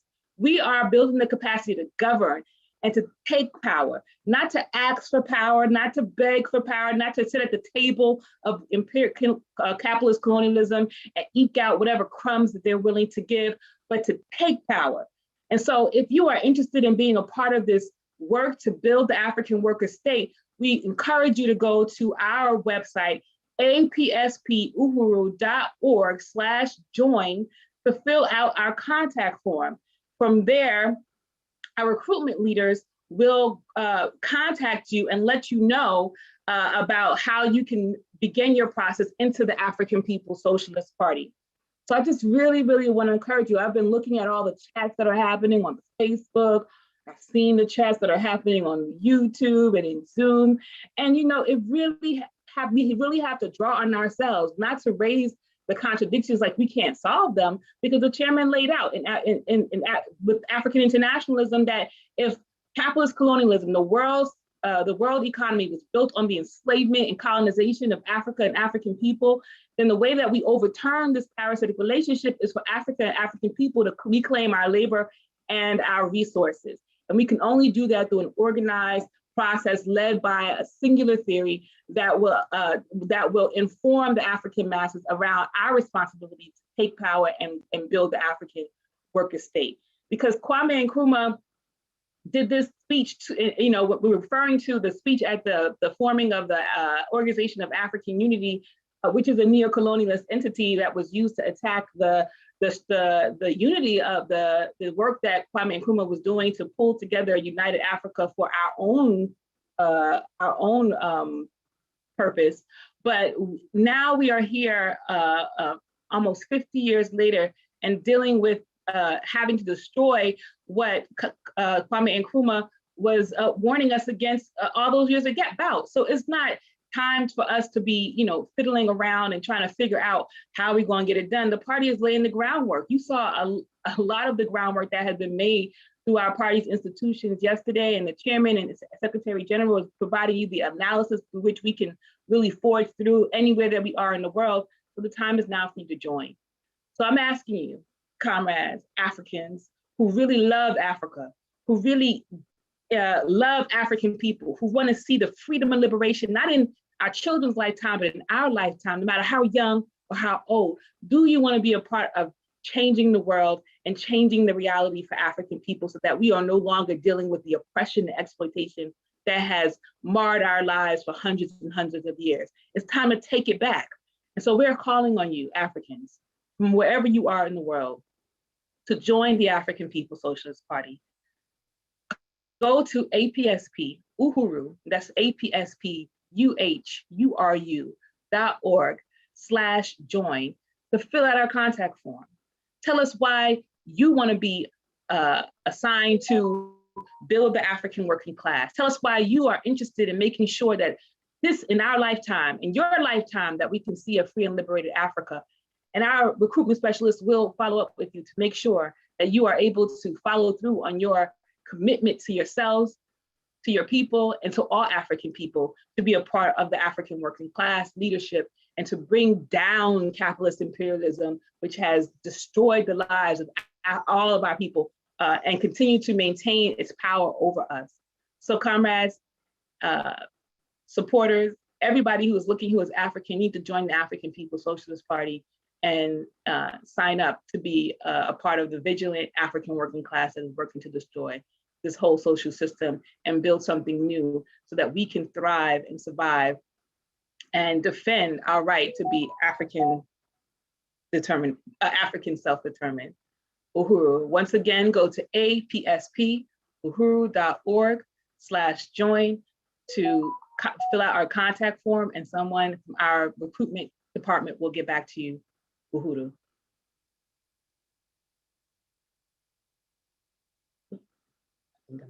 So thank you so much, comrades.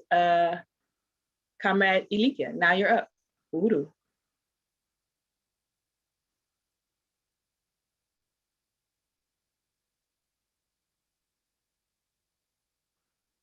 Okay, I just got a message. So I'll go ahead and go introduce the next section of our program, which is the question and answer section of our program.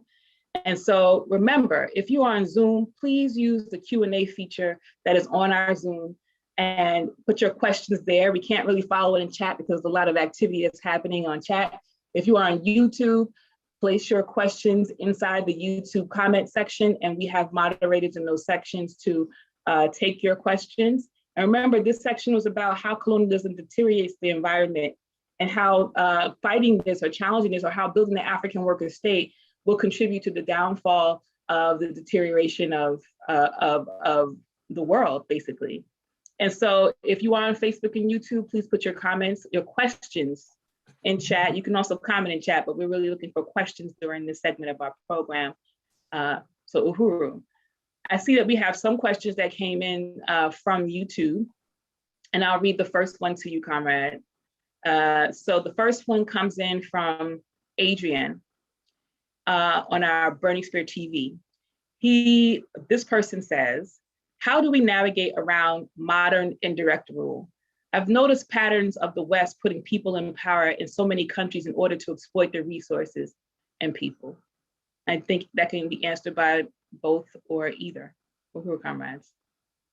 You see, how do we navigate to what? I can reread it. How do we navigate around modern indirect rule? I've noticed patterns of the West putting people in power in so many countries in order to exploit the resources and people.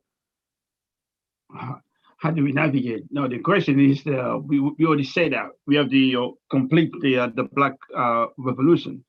Kwame Nkrumah said neo-colonialism, the indirect rule, is the last stage of imperialism. And what we see today is definitely the crisis for imperialism, and it's a permanent crisis for imperialism. The question for us is to have power. The question for us is to build our own movement, because we cannot coexist with parasitic capitalism, with colonialism. We have two options. One option is colonial option, which basically be in peace with colonialism. And some people, that's what they refer to as navigate, do what you can, survive as individual, things like that, which means we're going to live a life of indignity as we experience everyday humiliation and things like that. Or we build the revolutionary movement, the international movement for the unification of our African nation. We do that, and then we go, we strike basically against parasitic capitalism, against colonialism, and we build our own power. We reorganize the world, reorganize the economy. We build a real green economy, which will not be based on colonialism, but really the needs of the people and things like that.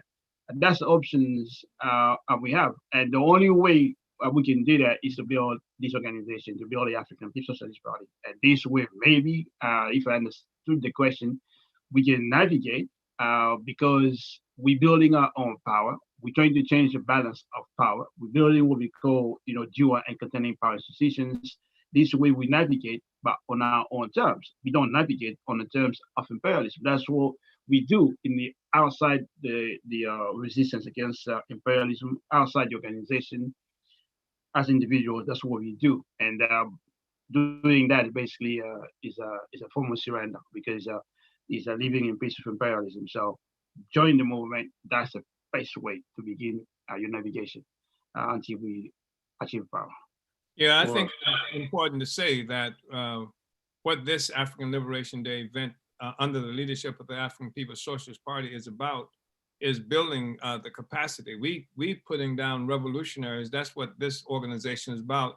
In every place Africans are located in the world, our objective is to take power. We navigate around them by overturning them. We organize the capacity to take power in those places where they represent our enemies, where they represent a foreign power. They have to be overturned. That's all. It's simple. There's no easy way around it. There's no way that we're going to be able to seduce them out of power. There's no way because they look like us, they might do the right thing or something like that. We have to build an organized capacity. That's what this party building process we're involved in now is about. And that's why we have to have the long view. Our objective is to take power over Africa. And to do that, we have to have organization. And in those organizations, we have to have dedicated cadre who that's what we live for. And which makes us different in so many ways than ordinary people we know. We are African internationalists. It means that there's nothing more important to us than overturning this hostile foreign and alien power that dominates Africa, either directly or indirectly. Mm-hmm. So join the party, and wherever you are, then it's your responsibility in united with all the other African internationalists globally to fight for power. Take it where we can take it, and then when you take it wherever you're located at, when I say you, I don't mean you as an individual. When we accomplish it there, it gives us a foothold from that location that we can use to really escalate the struggles of African liberation in other places we're located. It's got to go. So all of these so-called indirect rulers, they got to go. That's the only way forward. Nobody else has ever won freedom without doing that. We're not going to win it without doing that either.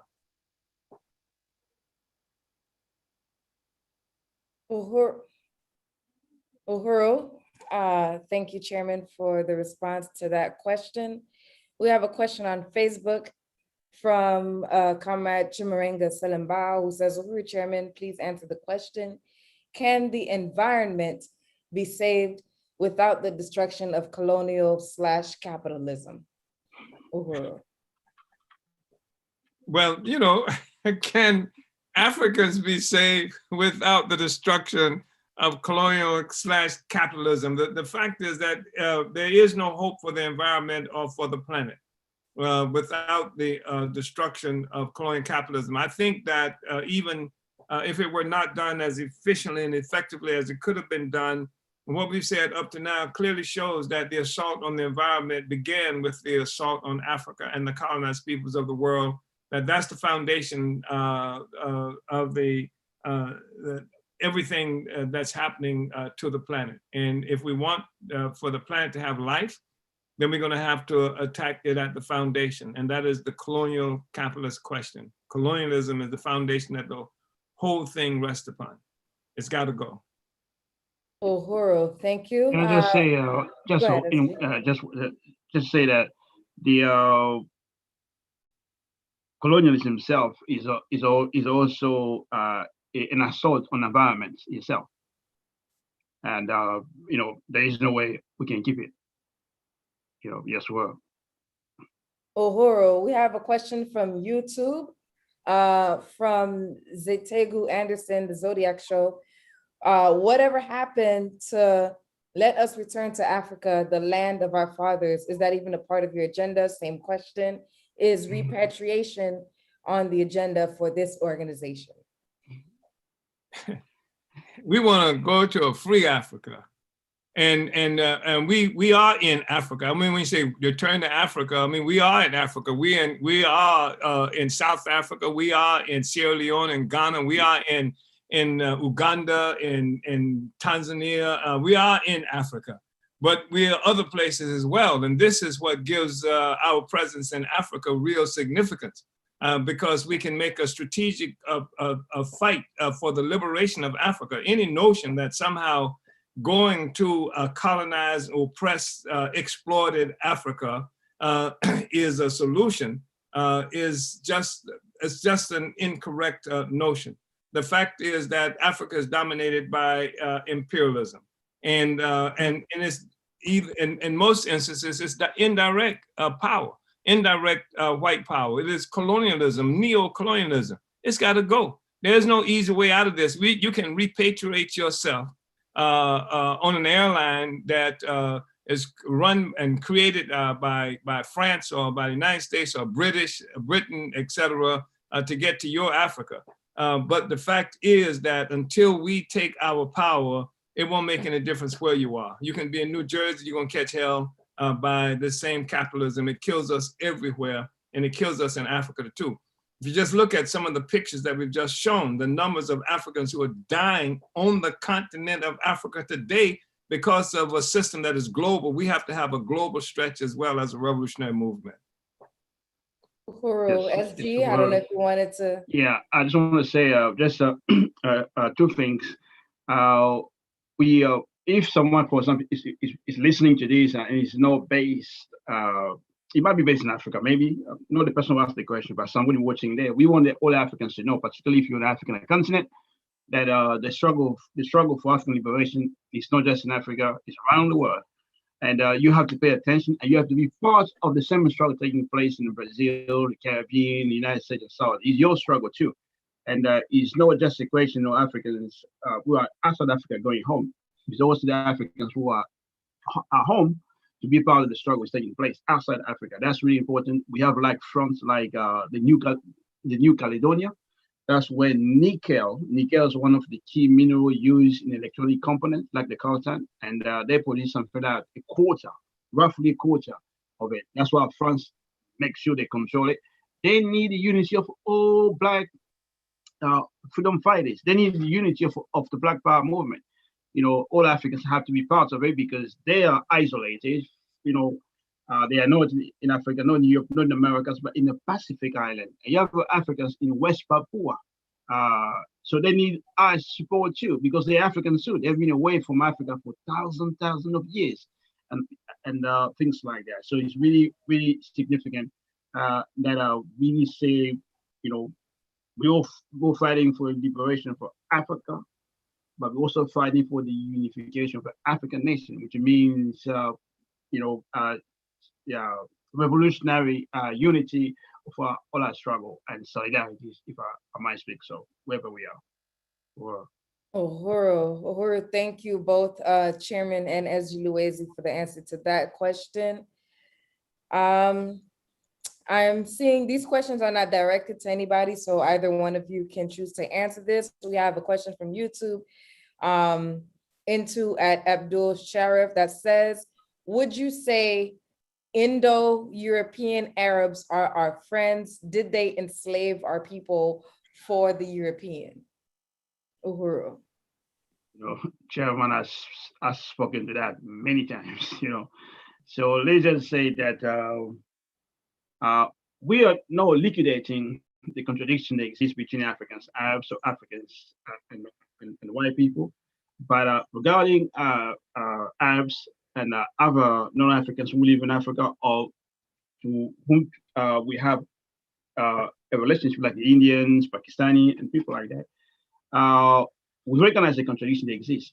But the most important thing is to recognize first the main contradiction that needs to be resolved so that we can resolve other contradictions, secondary contradiction. At the moment, the main contradictions between oppressor nations and oppressed nations, particularly between the African nation and the white power nation. And if you look around the world, we just demonstrate for Palestine because we recognize Palestinian people are Arabs, but they are colonized people. We recognize that. And we know the weakening of or the defeat of Israel, colonial state, is good for all colonized people. We recognize that too. And the unity for all colonized people against the colonizers is important. We talk about historical relationship that start developing between Algeria, remember Mate Fanon, who was representing Algeria in a 1958 conference coming from organized. The Algerians were ready to unite with the struggle taking place in the Congo. It's only the opportunists and the Africans that come that prevented the Algerians to come. They were able, ready to send, you name it, weapons, even send Algerians to come and and the struggle there. You saw the unity between Kwame Nkrumah and Nasser in Egypt. All these are historical reality. So we always say that the struggle for the liberation of Africa is the struggle for all Africans, but also everybody who lives in Africa has to unite with the struggle or with the mission of the African working class, which means the unification of Africa, removal of all borders, and creation of a Black Power state. And we recognize also a nation can exist on a multi, you can say, national basis that is essentially Black, but no Black can also be part of the nation, because it will not be based on any predation, no predators, no colonialism. You know, it will be a socialist state. Something like that. We also have an example of Haiti. Remember Haiti, where Dessalines and others declared that anybody, only Black people can own land in Haiti. But Haiti went far out to say that anybody was prepared to to accept the rule of the Black revolutionaries. They like the Polish, who ran away from the Napoleon army, who prepared to fight with us. They can be given also the nationality of being Haitians. So all these things is something people may have heard before. So we organize that. But for white people, the chairman came with the solution of a reparation struggle that to open the door to white people who want to rejoin humanity. We have to make self-criticism of their collaboration and participation to colonialism. They have to commit national suicide, reject any predatory objective to live of Black people, but to unite with Black power in a white face. All these are really, really examples. We are revolutionaries. We want a revolutionary solution that would transform the world, transform humanity, not only free the African nation, but free humanity from colonialism, any kind of system of exploitation of humans, by humans or something like that. That's what we're fighting for. So within that, we should be able to solve any contradiction that might exist between Africans and Arabs. So revolution must be really, really central to that. I think that's the essential answer. I mean, the fact is that we have not ignored this contradiction that has existed between Arabs and Africans. The fact is, today in the world that we live in, there's a world economy. Everything happens within the context of that world economy. And the power is centralized in that world economy. And that's a capitalist world economy. And that's an economy that's right now, as shaky as it is dominated by Europeans, whether they're in Europe or in other places around the world. So the fact is that we can overturn our oppression by overturning the colonizers. But I can't see how we get free by attacking Arabs or anything like that. The struggle is not to fight against people who just done something bad to us and we're angry about it. The struggle is, how do we free our people? How do we end the misery? How do we take our land, our nation back, our national homeland back? And it's going to take unification to do that. And that the Arabs can commit national suicide. We saw Ben Bella I mentioned at the beginning of this that OAU founding event that happened in 1963. And Kenneth Kaunda, who was the president of Zambia, wasn't it? That's right, yeah. Yeah, one of the things that he wanted to do was pass a resolution saying the first thing we need to do is to create an all-African bank. That's Kenneth Kaunda, Black man from Africa, sub-Saharan, if you will. And it was Ben Bella said the first thing we need to do is to create an all-African blood bank and march on that government in South Africa, that white nationalist government in South Africa, destroyed. Ben Bella was speaking as an African there at the Organization of African Unity. And so depending on the strength and clarity of the African Revolution, there is room within this process of establishing a nation of African people based on the principles of United Africa, based on the principle of the destruction of all oppression and exploitation and the fight for Black power. And as Comrade Louisa just mentioned, in Haiti, the movement there and with victory didn't just say you can become Haitian. They said only one who can own land, Black people, Black people. He said, but that Poles and some others who fought for this revolution will be considered Black. So you can be Black, and you know, so that's possible. We're fighting for freedom and for a new decent world, and I think we are pretty clear on that. Uhuru. Uhuru, we're gonna look at our last question for. Yeah, just one other thing in relationship to that, because Comrade Louise, you know this. At a time when I was traveling various places in Africa, and I've been in meetings, and you probably participate in these meetings too. There's a sector of African, I don't know if you call them militants, I think some of them really work with the CIA, who saying that we can't fight for the total Africa, that we have to fight for just Africa south of the Saharan desert. And that the rest of that is just Arabs and et cetera, and we can't have that kind of unity. Yeah. Now, the thing is, they don't say nothing about not uniting with the neo-colonial puppet regimes in places where they live. I know where they live, and they live under neo-colonial domination where you know, we talking about shale oil, the spoiling all of the rivers and animal life and, you know, et cetera, et cetera. They put in Ghana, I see some of them there. And the fact is that nobody's talking about, none of them is talking about the neo-colonial puppet regimes that turned Africa over to white power. And so, you know, it's just, it's a way to divide the possibility of a genuine united revolutionary movement. And we don't want to do that. We want to destroy imperialism, and we recognize that Africa is the central question. And actually, we are convinced in the African People's Socialist Party that the actual world revolution that will bring a whole socialist world is centered in Africa. That is, Africa is the critical, it's the linchpin to this world revolution that all of the communists claim that they've been fighting for since Marx. Africa is the central force. That's where it's going to come from as a consequence of making this revolution by Africans in Africa and all of the other places where Africans are located. Uhuru. Yes, Uhuru, Chairman. Uhuru, Elijah, may I just say something quickly? This question of African Arabs also another aspect of it. You know, like the United States, Israel, and all of them, they managed to get Sudan split. They created South Sudan and the other Sudan.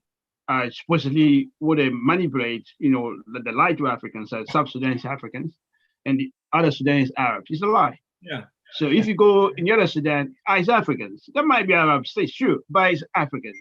You know, then when it comes to Sahara, there are Africans there. You have Tuaregs and people like that. And when you go to a place like Morocco, Africans are Morocco. We are the indigenous people of Africa. Tunisia, at least 10 to 15% population is African, it's Black. You know, Egypt, Africans are there. Mauritania, Africans are there. And more than that, there is an African in the US who gave his what they call it, his born, something like that, so they can trace his origin in Africa.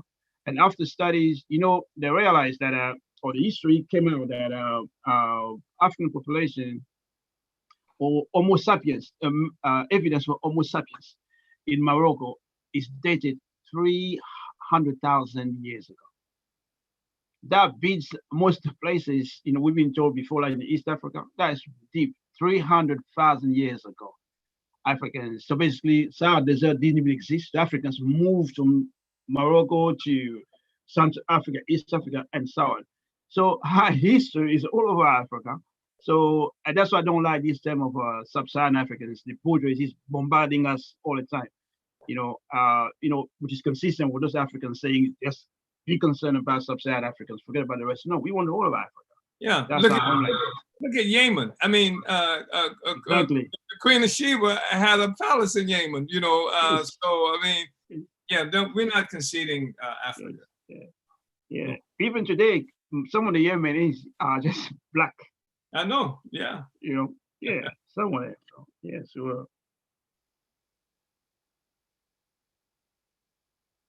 Uhuru. Well, at first I was going to say there's another question, but you guys both actually just answered that.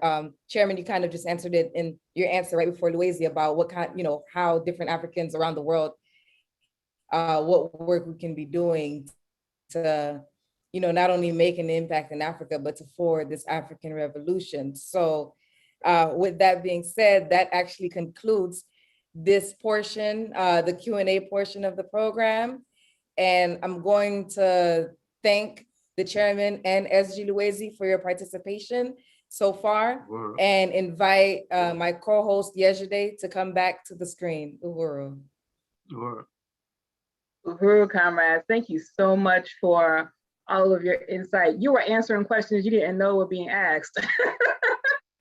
And I think that is so helpful, particularly around the whole question of Arabs in Africa and how we need to unite against neo-colonialism and white power, and really unite the efforts that every anti-colonial struggle is happening around the world to kill that. Otherwise, we are just giving power to the division of Africa. So I really appreciate that. And I also really appreciate the discussion around the environment and how colonialism has changed the landscape of the entire planet.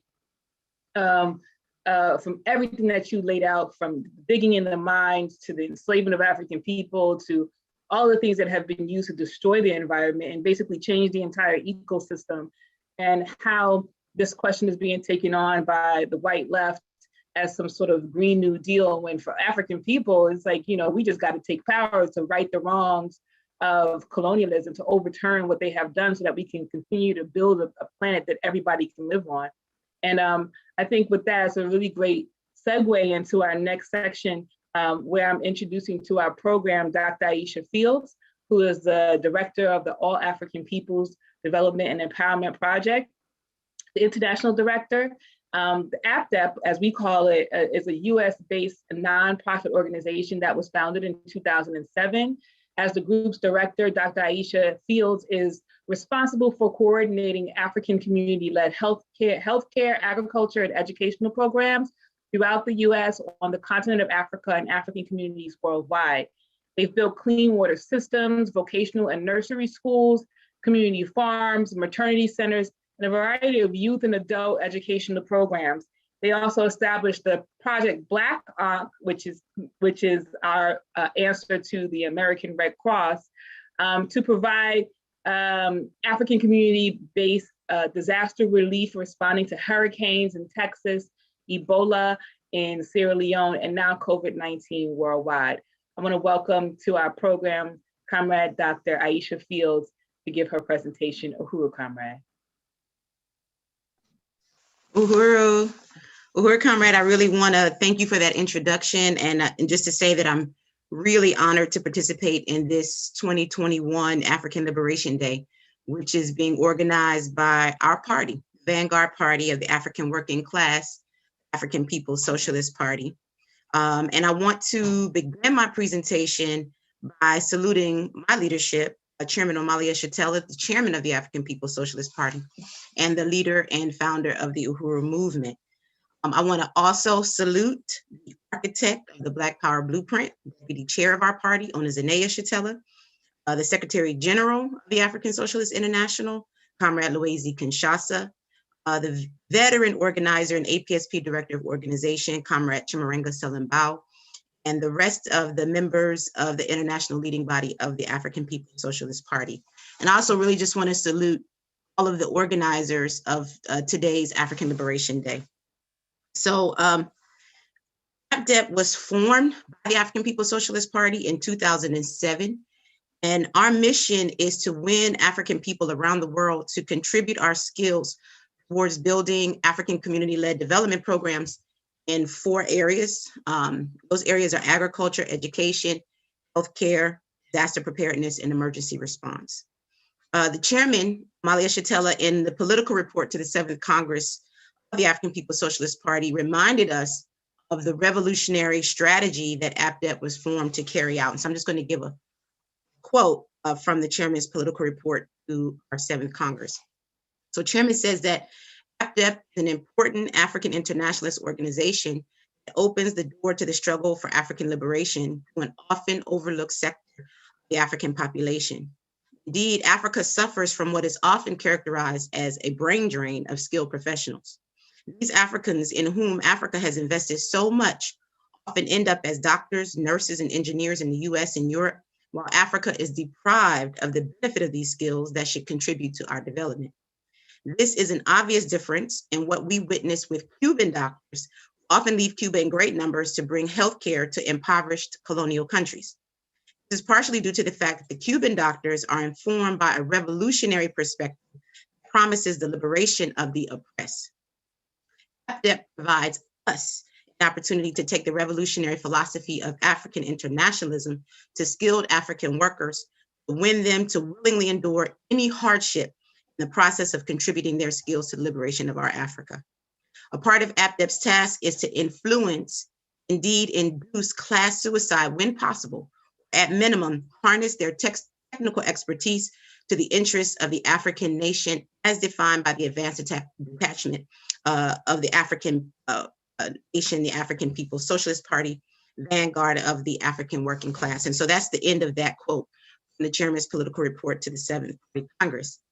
So it's clear that through APDEP, our party has begun to develop the practical means by which African people all around the world can unite and organize our skills, build practical programs that improve material conditions and quality of life, that increase our capacity to once again become a self-reliant, self-determining people that negates the role that the colonial state plays in our lives.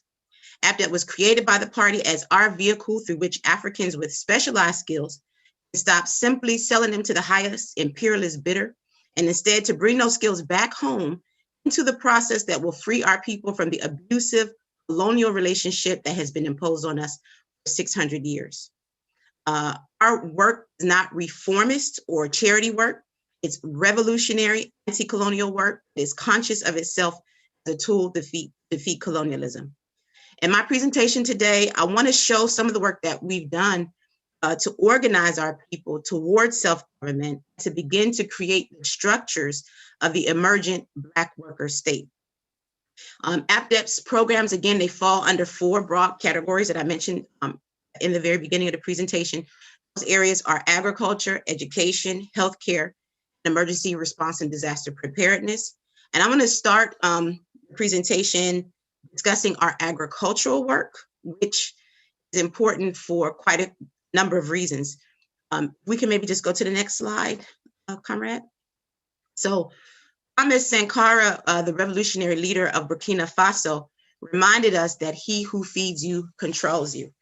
So that really engages in our agricultural work, where we build community gardens, community farms, garden collectives, and a variety of other agricultural programs, recognizing that, well, first of all, as S.G. Loezi said in his opening presentation, that African people have, as the first people on earth, obviously have always had the capacity to feed ourselves. We have vast agricultural knowledge that, that we've had since human beings, since Africans, began to attempt to, feed ourselves. And historically, even in this most recent period, African people were brought to the Americas. There were agriculturalists, who were brought here to take on the agricultural work that was the foundation of this colonial capitalist, economy. And we recognize that, in African people being captured and dispersed throughout the world, and we've been robbed of our right to self-determination, and that we've been feeding the white world, even as our own communities suffer from from famine, as they suffer from lack of decent food, as Africans in the middle of the wealthiest countries in the world, live in food deserts. And so the most basic capacity of a self-determining, self-governing people, which is what we're striving to be once again, is to be able to feed ourselves. And so our agricultural work, it allows us to share those skills that we already have in our community, allows those who have specialized kind of agricultural skills to share those skills, with the community. And our community gardens are not just places, where we're combating food deserts, which we are, or where we're helping to feed ourselves, which we are, but they're also organizing spaces. These are places where we hold important political discussions and where we become deeply entrenched in the community, where we can capture territory. That is a primary role that our community gardens play, and that is to become liberated Uhuru territories wherever we possibly can. So this is a picture of our Northwood Uhuru Community Garden in Huntsville, Alabama. You go to the next picture, please. This is another view. We grow everything from tomatoes to cucumbers to herbs and watermelon, everything you can think of. We grow in raised beds and underground garden as well. Go to the next picture. This is some of the sweet potatoes we harvested last fall in our garden. To the next one, please.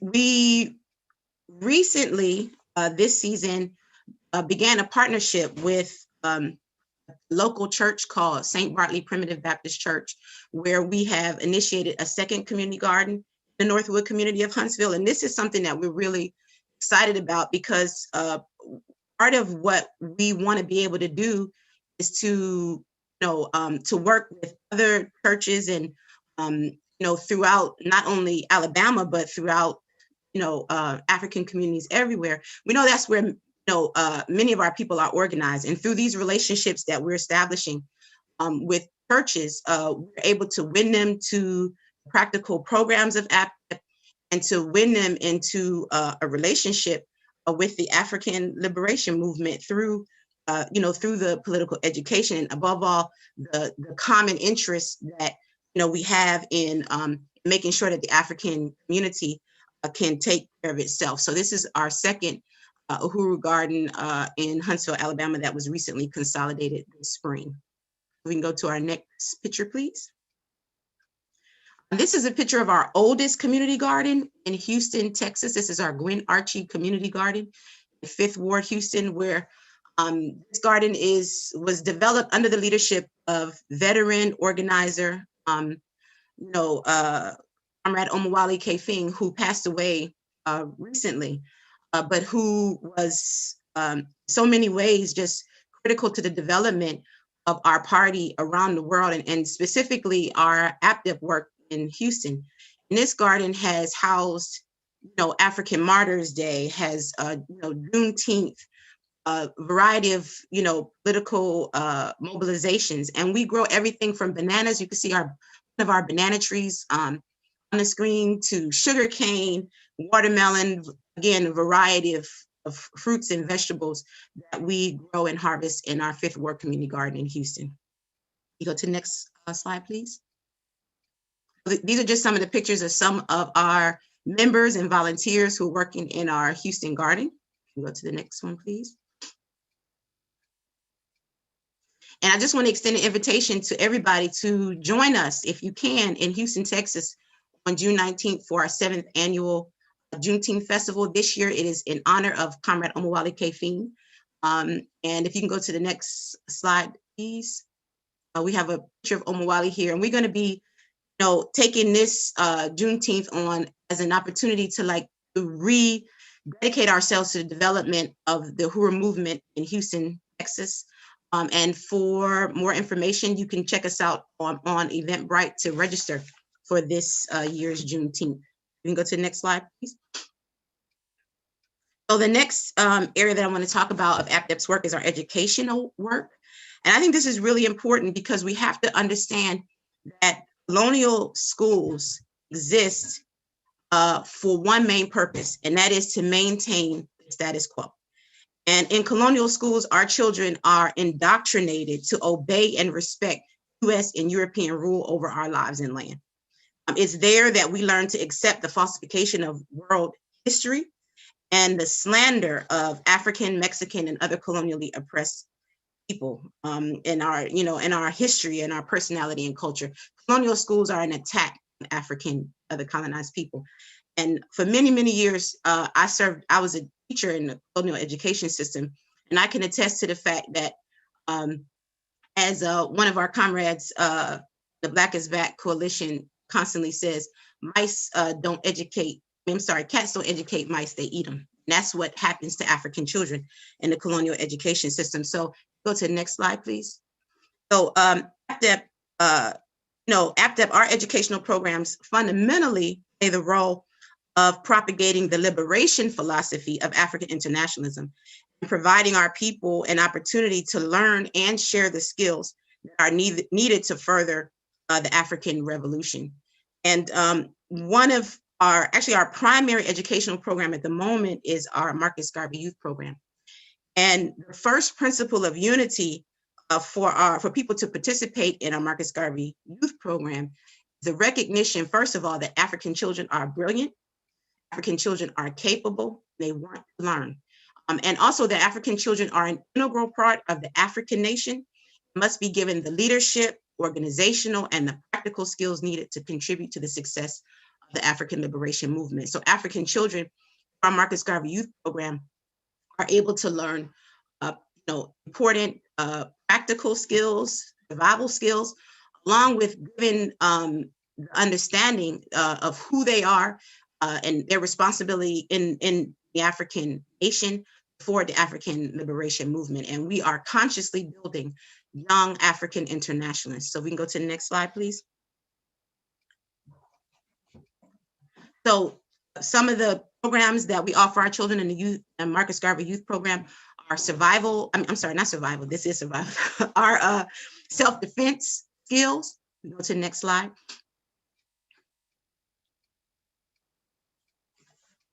Go to the next slide, please. How to grow our own food. Go to the next slide, please. Along with giving African children an opportunity to express their understanding of the African revolution and who African leaders are. These are some pictures from this year's Marcus Garvey Youth Program essay contest, where we had children from Senegal, Sierra Leone, Nigeria, and the US offer their submissions on who is their favorite African revolutionary and why. And then here on the left, we have pictures of our first, second, and third place winners, and all of the children did an excellent job and are being invited to participate in our Marcus Garvey Youth Program. To the next slide, please. I'm gonna speed up a little bit. I know I don't have much time. One of our other areas of work is our healthcare work. We've done a lot of work to develop our own independent healthcare system under the leadership of the party. And we have recruited and we continue to recruit African doctors, nurses, and other medical professionals to become Uhuru doctors, taking the responsibility for the health of the African nation, their participation in programs. Over the years, we've taken on the question of infant and maternal health. As we can see in this picture, we're in front of, in 2013, one of APDEP's maternal health care centers. Some of the children who were birthed through the infant and maternal health care program that APDEP initiated in Sierra Leone. We've also trained hundreds of community health workers on things like the prevention, identification, and treatment of waterborne diseases, prevention and identification of Ebola virus disease. And we have developed other healthcare programs that meet the needs of African people around the world. We can go to the next slide, please. Ask the Doctor series, which was initiated this last year, brings African healthcare and mental health workers into the embrace of APDEP, offering them an opportunity to contribute their skills and knowledge to the African nation at large. This is one of our most recent Ask the Doctor series, where we discussed the question of going from collective mourning to organized resistance.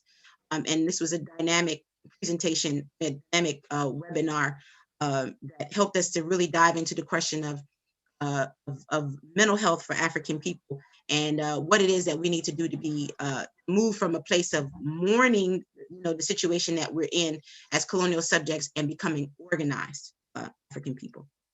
So you can move to the next slide, please. Aya resistance circles give African people a space to discuss and engage in revolutionary wellness, using the theory of African internationalism to understand colonial domination as the root cause of the emotional and mental unwellness experienced by all African people in one way or another. Our Aya resistance circles put African people in the best possible mental and emotional space to be able to fight back, and also recognize, as Frantz Fanon shared, that mental illness is high among the colonized when resistance is low, and the best thing a colonized person can do to achieve wellness is to kill the colonizer. So we can go to the next slide, please. And I want to invite folks to attend our next Aya Resistance Circle, which is going to be Friday, May the 30th at 7 p.m. Central Time. And you can go to developmentforafrica.org to register for that next circle. So APTA has also created Project Black Ankh. It was created in 2014 in response to the West Africa Ebola epidemic. And it is the African nations humanitarian aid and disaster relief program. Our primary mission is to carry out relief operations to assist African victims of natural disasters, other emergencies anywhere they may occur in the African world. Go to the next slide, please. So this is a picture of where there are ongoing natural disasters or other kind of disasters. And if you can see, the vast majority of them are concentrated in the continent of Africa and in other places where African and other colonized people are, but primarily in Africa. At all times, whether we see it on the news or not, there are, there's flooding, there are cholera outbreaks, there are dengue outbreaks, there are Ebola outbreaks, there are a variety of ways in which African people are being hit hard by emergencies and imperialist imposed disasters. And through Project Black Ankh has a responsibility helping to mobilize the African nation to be able to have our own ability to respond to these disasters. We go to the next slide. We can all remember when the Haiti earthquake happened and African people everywhere, felt that, just like we felt it during Katrina, just like we felt it in other times. We recognized that African people, that we want to be able to respond. And until Black Ankh was consolidated, we had no way to do that as the African nation. And the best we could do was to give maybe to some kind of charity organization or religious organization, which have only shown time after time after time to be poverty pimps, to use the misery of African people to generate resources that are, and to create experiences for white people. And now through Project Black Ankh, all that is in the process of being changed. If we can go to the next slide, please. So this is the beginning of Project Black Ankh, responding to the Ebola epidemic in West Africa, where we trained 50 community health workers on the prevention and identification of Ebola virus disease. Go to the next slide, please. Where we connected with 40 Ebola survivors and their families, providing them with food, water, sanitation supplies, and medicines. Go to the next slide, please.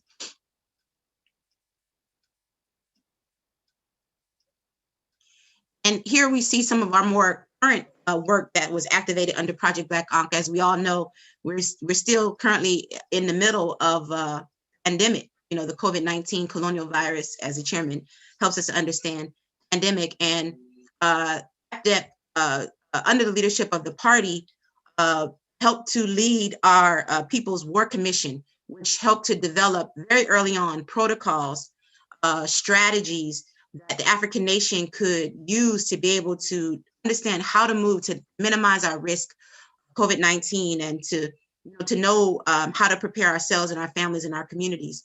And even prior to the CDC saying that people needed to wear masks when we were out here just openly engaging this virus, the People's War Commission under Project Black Ankh was taking literature by the thousands throughout the African world, letting people know that we did need to wear masks, teaching people how to create our own masks, again, offering protocols, how to build our immune systems, and you know, how to prepare ourselves and how to treat ourselves if we were to contract COVID-19. And these are pictures of some of our party organizers, you know, distributing that literature.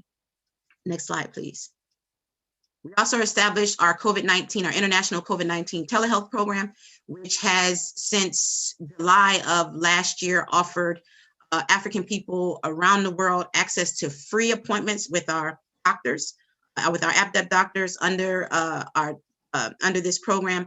We've taken appointments from throughout Africa, Europe, various parts of the United States, and still are taking appointments to this day. We're transitioning this program to go beyond COVID-19, also to deal with other, you know, colonial diseases that confront African people, and to give them access to free healthcare no matter where we are as African people. So if we can move on, I'm going to be wrapping up. So just to say that where we're headed now also with Project Background, because we're in the process of developing our own our own medical response teams. And we're inspired by the work of the Cuban government and the Cuban medical professionals and medical brigades that go around the world offering, you know, other colonized countries and other people around the world access to the medical expertise of Cuban doctors. And in many cases are the only doctors that people have anywhere. And we're inspired by this example that Cuba has set. If you go to the next slide, please.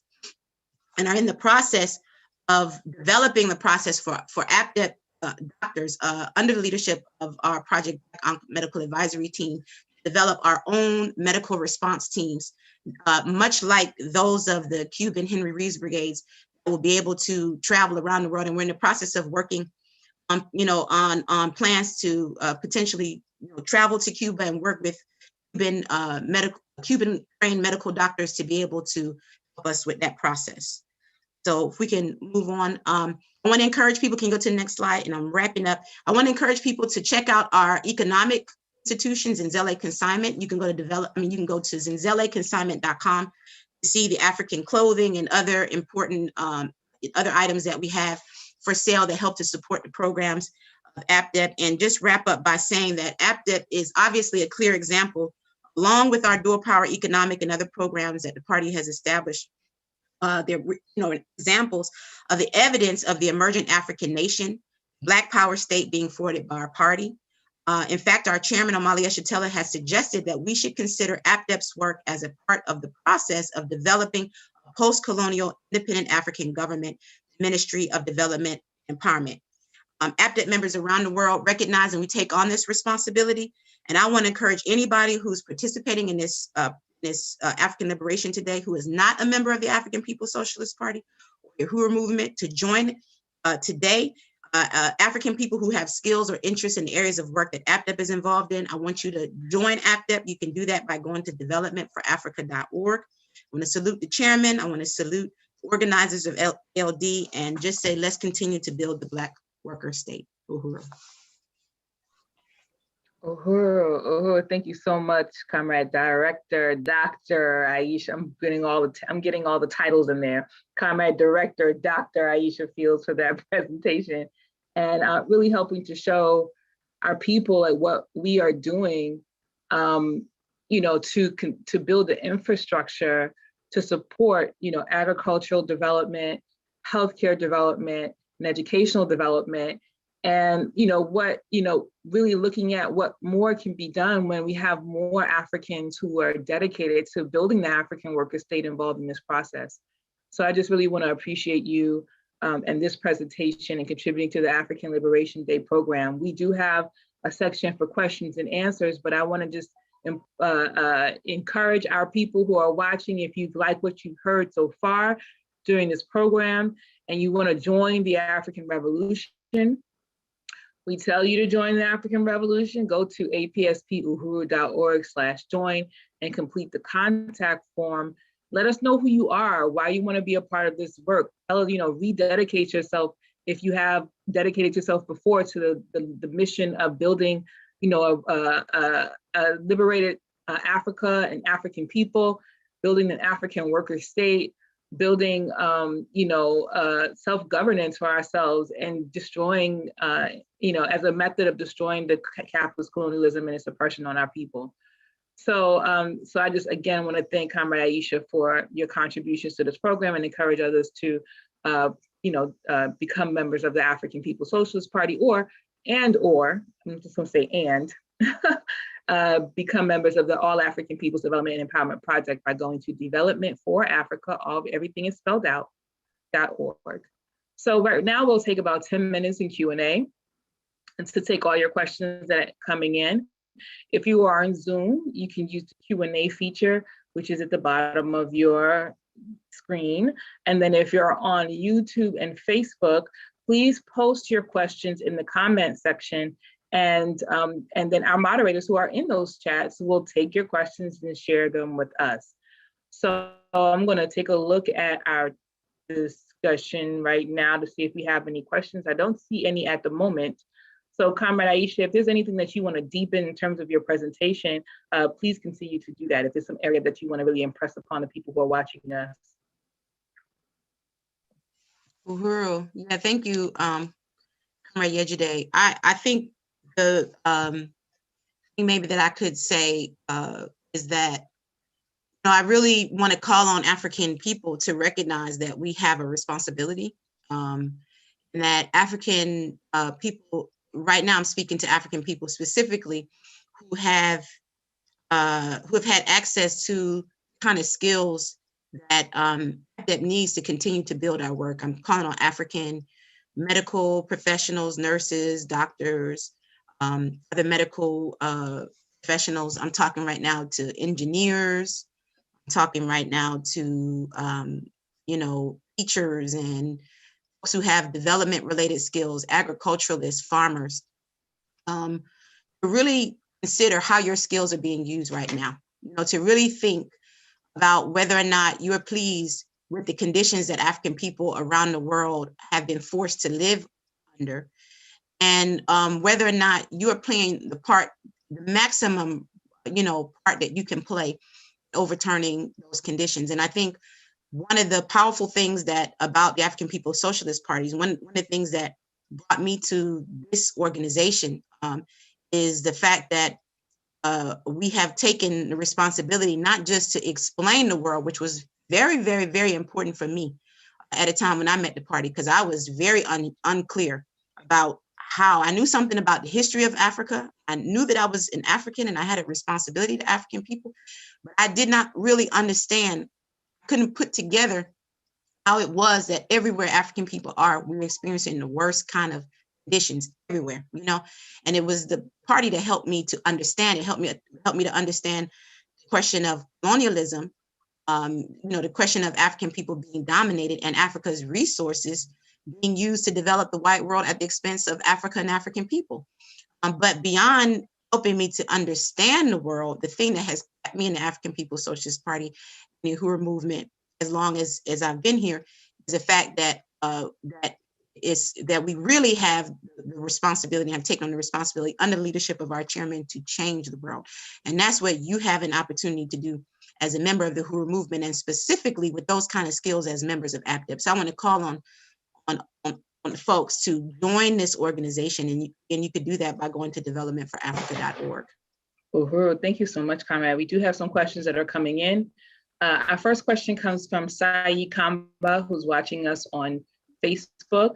And Sai asks, how can someone start a community garden under APDEP? Thank you for that question, Comrade Sai. And the first thing is to join APDEP. Join APDEP, and if your interest is to build a community garden, what we can do is we can help you to establish a local APDEP branch or a local APDEP community garden committee that could serve as the leadership for that community garden and help you to identify, where that garden can be, whether or not there might be skills in that committee already, or if we need to identify, local forces or international forces who can help provide the skills that we need. But the first step is to join APDEP, and from there we can help you to make it happen. Thank you so much for their response, Director Aisha. Our next question comes from Hajar Logan. from YouTube. The question is, can we be religious and join the African People's Socialist Party? Well, can we be religious?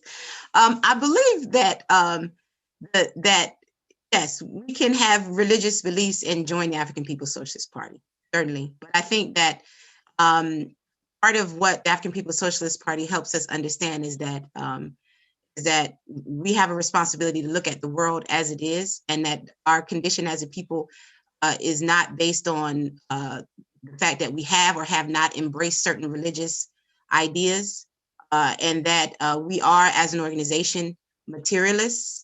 And we believe that it's through, investigating society that we learn how to change society.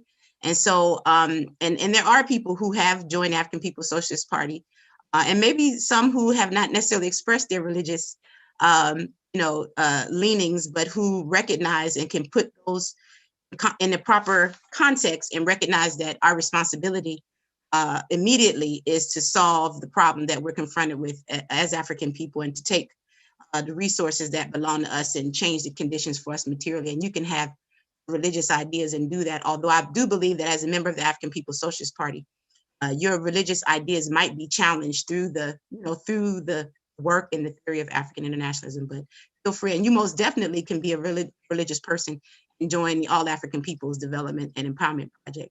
We have principles of unity that have nothing to do with your religious beliefs, and everything to do with your responsibility that you're willing to take as an African person to overturn the contradictions that have been posed on African people. I don't see any other additional questions, but I have one, and it's going to come out of left field maybe.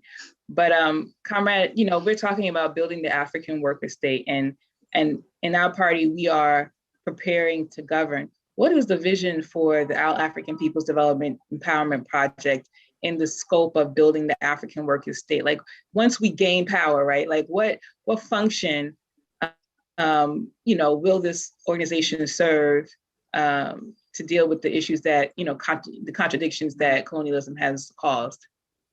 Uhuru, I appreciate that question. And this is something that Chairman has helped us to understand too. I think in his most recent report to the plenary that we just had in February, second plenary to the 7th Congress of our party, Chairman helped us to understand that part of the way APDEP should see itself is a post-colonial Africa, where we've established the African worker state, that APDEP would essentially function as a ministry of empowerment and development.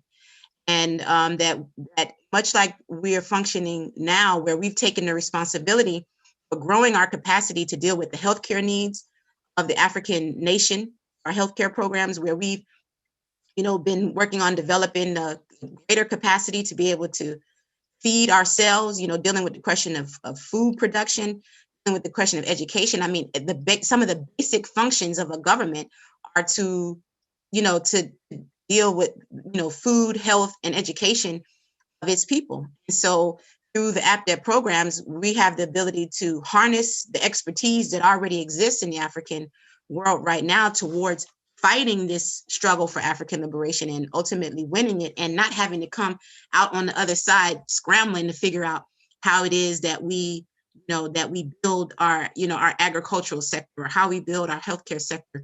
We're coming out on the other side, as cadre who are prepared to govern, So hopefully, that answers your question, Comrade today. Thank you. In addition to what you mentioned earlier in terms of the sister's question around religion, and but your answer, which is struggles may happen around that in the party, and then maybe not so much in the All African People's Development and Empowerment Project. Can you say a little, deepen people's understanding about the difference between the two, the mass organization and the party's structure? Uhuru. So the Uhuru movement is led by the African People's Socialist Party, which is chaired by Omali Yeshitela.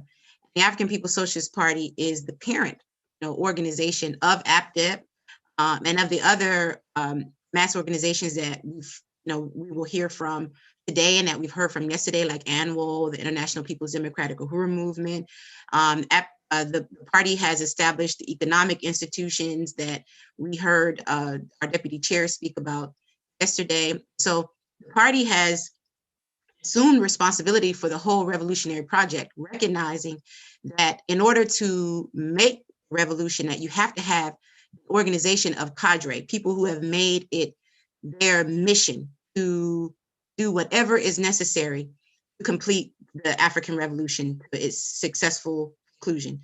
And those people who are prepared to be professional revolutionaries and have the kind of dedication necessary to make that a success are people who join the African People's Socialist Party. And the party also recognizes, though, that in order to make revolution, we have to bring masses of African people to that position, that revolution is necessary. And it also recognizes that everybody is not in the same political space at the same time, and that we have responsibility nonetheless to move the whole, as many, to galvanize and mobilize as many Africans and other people as possible towards on that trajectory that the party is putting us on. So the party has established organizations like APTEP, like ANWO, like NPDOM, and other institutions that people can join and meet them where they are, and that help to give them an immediate role that they can play in meeting the objectives of the party without necessarily being in a party. And so, and we have principles of unity. For example, in APTEP, our principles of unity speak to the fact that you recognize that you're an African person. Your skills don't belong to you as an African person; they belong to the nation. Recognizing that the resources of Africa belong to African people everywhere. We're one African people. So they're just basic principles of unity that don't require you to be a revolutionary, don't require you to be a socialist. Don't even require you to know what those things mean, but that through that process of participating in APTEP programs and political education is always happening, and through the process of work and seeing that it's not just what we say, but it's what we do, and win us to a deeper understanding and unity with the party, and may even win us to want to join and participate directly in the party. So the party is and its strategy is really all encompassing, and there's a role for every African patriot, for every African, religious or non-religious, or wherever you are, in old or young, wherever you are, to play a role in the future that all African people want and that we should have. Thank you so much, Comrade Director Dr. Aisha Fields, for all of those answers to those questions.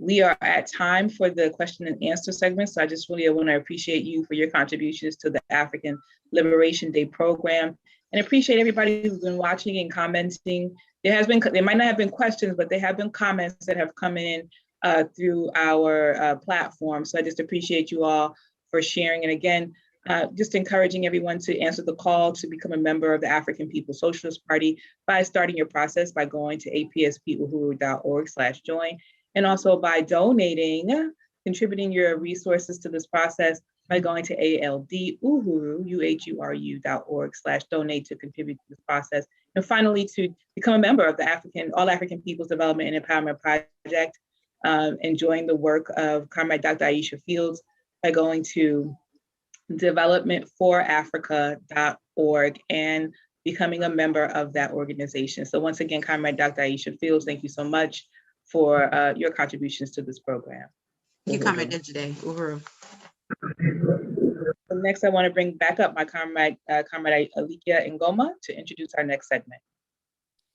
All right, thank you, Yejide. Once again, thank you, Comrade Aisha, for your participation as well. I'm going to be bringing back up again Comrades Kingozi and Comrade Basil to talk about economic self-reliance. Uhuru, comrades.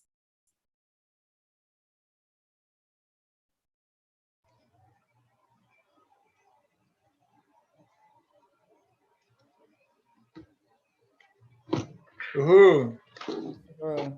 We've had a few more donations come in. We have Chimbaranga with another $25. Michael Parker, $25. Sandra Forrest, $50. Matum Inyobi, $25. Maureen Wagner, $50. Zoe Franklin, $50. And NPDM, International People Democratic Uhuru Movement, $100. So that's a total of, that's $350 added to the 1645. That's $1,995. So I will add another $5 to make it an even 2,000. We're still short of our goal, but I really appreciate all the donations. Continue to give if you can, or join the African People's Socialist Party and help us continue this fight. Thank you. Uhuru, thank you, Comrade Kingozi. So next, we're going to bring to the program the party's mass organization, NPDM, which stands for the International People's Democratic Uhuru Movement. Founded in 1991 by the African People's Socialist Party, NPDM is the leading organization in the struggle for bread, peace, and Black power in the 21st century. For the last 22 years, NPDM has fought courageously for the African community. NPDM has fought for community control, Black community control of education, while protesting the budget cuts and school closures in our communities. NPDM has fought for justice for African victims of police brutality, such as Sean Bell, Oscar Grant, and Ori Jalloh, who were burned to death in a police precinct in Germany. NPDM has defended the right for African people to resist colonial oppression, as NPDM did when Lovell Mixon killed 4 cops in Oakland, California in 2009. It was NPDM who led the defense of the heroic African youth in London, UK, after they set the city ablaze in response to the police murder of Mark Dugan. Now located in 3 continents around the world, NPDM has always demanded reparations, state power, and self-government for African people worldwide. NPDM knows that politicians in City Hall and the White House will never fight for Black power to the African community. NPDM knows that it takes revolutionary organization to protect and defend our own, wherever we may be, whoever we may be. Welcome, comrades, to the program. Uhuru, please introduce yourselves and help our audience understand what problems caused by capitalism is NPDM dismantling, and how are we solving these contradictions to forward the African workers' state? Uhuru. Uhuru, Uhuru, comrades. Just, oh, okay. Uhuru.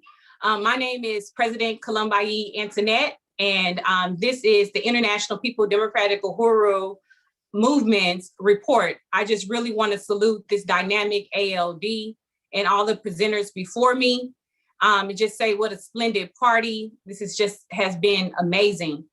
I really want to start off by, next slide. I really would like to start off by saluting my leadership. You know, Chairman Omali Yeshitela, the African People's Socialist Party's leadership and the leadership of the African nation. Just really wanting to salute Chairman for building the International People Democratic Uhuru Movement as a strategy for the revolution, knowing that the masses of people had to be able to have its own vehicle to be able to understand their own struggle for the African working class. And also I have to really salute and appreciate Deputy Chair Onizine Yeshitela as well, that has poured so much into EPDM. She always started off by saying that she joined EPDM before she was in the party. And she is responsible for a lot of our mandates, how we operate and things like that. So we really wanted to make sure that we salute Deputy Chair Onizine Yeshitela. Next slide. The International People Democratic Uhuru Movement, EPDM, Ipidum is the door for the masses to come into political life. One of the last questions that was asked, if you religious, is it a place for you in the Uhuru movement? And yes, when I met the movement, I was a Christian. I was an evangelist, licensed evangelist. I was out with Mike Brown, was murdered, and met Chairman Amalia Yeshitela. And most of our people, no matter where we are in the globe, have the only thing that we have to explain our life and the contradictions that we face every single day is usually from a Bible or the Holy Quran or some spiritual thing. But this do not help us have science and how to have strategy to understand exactly what we face every single day. Why do the community look like this? Why is Africa being looted? Why is the neo-colonial puppets are in place? And Ipidum brings the masses back into political life and really deepen our understanding, and not only bring us back into political life, but take us beyond just being people that things happen to, but actually involved in a struggle to overturn the oppression that we face every single day with all of our various different campaigns of African short genocide, reparations. We're even running people for political office, town hall meetings, wherever the masses are, we are. Next slide.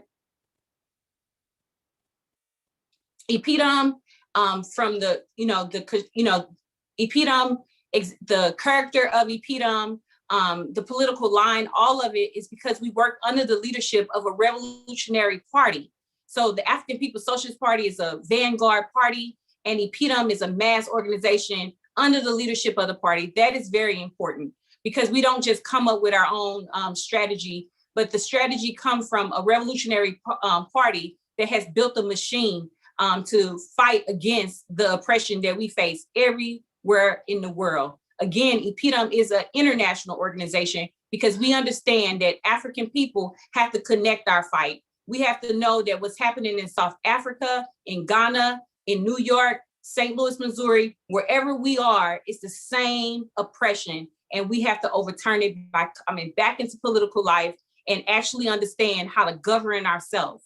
We learn bad behaviors under this social system. We learn to come to work late. We learn that, we don't have the proper tools and things that we learned in school. And so coming back into political life, we train the African working class to take themselves serious, to understand what it means to be self-governed and build contented and dual power. And so the next slide, I really want to and these are just some of the various different campaigns. The comrades that's coming behind me is the international IEC that I really want to salute, because all the work that we do happen from an international level of executive committee that oversees all of our international work, providing leadership on every front, and all of them are prepared to answer the same question of how the area work that they do speaks to how we are going to bring the African working class back into political life and bring them into the great party, the vanguard party. Next slide. And so with that being said, I am very excited to salute this revolutionary giant, Ipidum, our vice president out of San Diego, Comrade Masamela Odom, Uhuru.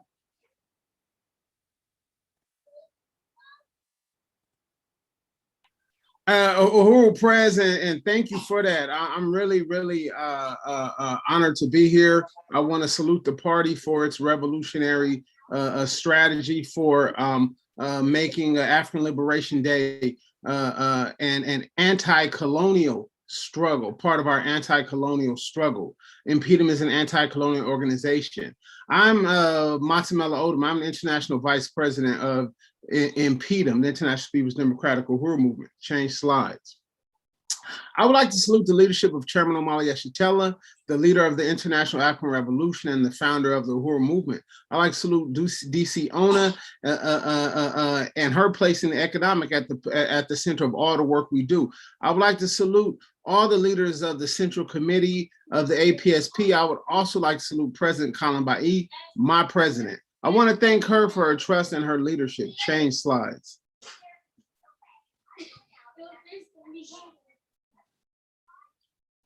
Cool. In this report, I would like to address the prompt talking about impediment as a revolutionary strategy of the African People's Socialist Party to bring Africans into political life. Our organization is the complete embodiment of the answer to this question. In founding the APSP, the African Internationalism, and the 14-point platform of the APSP, Chairman Omali Yeshitela has made the crucial intervention into revolutionary theory and practice that will lead all people to true liberation. That is what we acknowledge today. Under the leadership of Chairman, we know that colonialism is the mode of production. It was colonialism that produced capitalism and not the other way around. This is because it was colonialism that turned Africa, quote, into a warren for the commercial hunting of black skins, unquote, rendering Africans the pedestal on which the European and white North American nation, the entire white nation, and all its wealth is built. Change slides. Well, I'm here to ask you today, what happens when that pedestal rises up? I'll tell you what happens. White power falls. Colonialism crumbles. Impediment brings the African working class into political life. Impediment wages anti-colonial struggle. This was true in IET in 1791. This was true 200 years later in Chicago in 1991 when impediment was created under the leadership of the APSP. Change slides. In 1977, Chairman Omali Yeshitela outlined the role of revolutionary leadership in mass movements in the pamphlet, the political aspects of building a mass movement in the tactical and strategic objectives, objectives for Black liberation. I find this incredibly instructive for answering the question today. The strategic objectives of a mass movement are: one, win Black people to the political position, to a position of political independence. Two, establish the leadership of the pro-independence movement. Three, win support for the independence position within the U.S. current borders. Next, the creation of dual and contending power. After that, win international support for the independence position.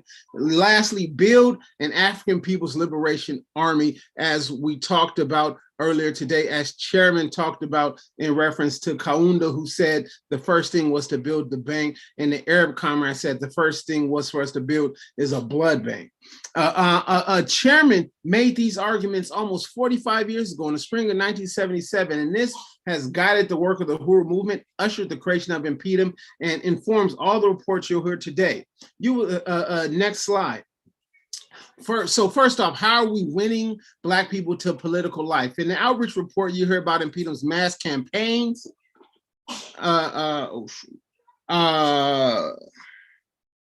So you hear about impediments mass campaigns, Black Lives Matter, African Start Genocide, President Kalambai's campaign. Next slide. Impediment is establishing leadership of the pro-independence movement. We can see this in our info and ed strategies, in our outreach programs, and membership and recruitment, economic development. Next slide. So we're winning the support of independence within U.S. current borders. Next slide. Impediment is doing this by waging ideological struggle. Winning the war of ideas. We see the creation of dual and contending power by way of impediment, as well as by way of building offices that become economic incubators. Next slide. So we know that politics are concentrated economics.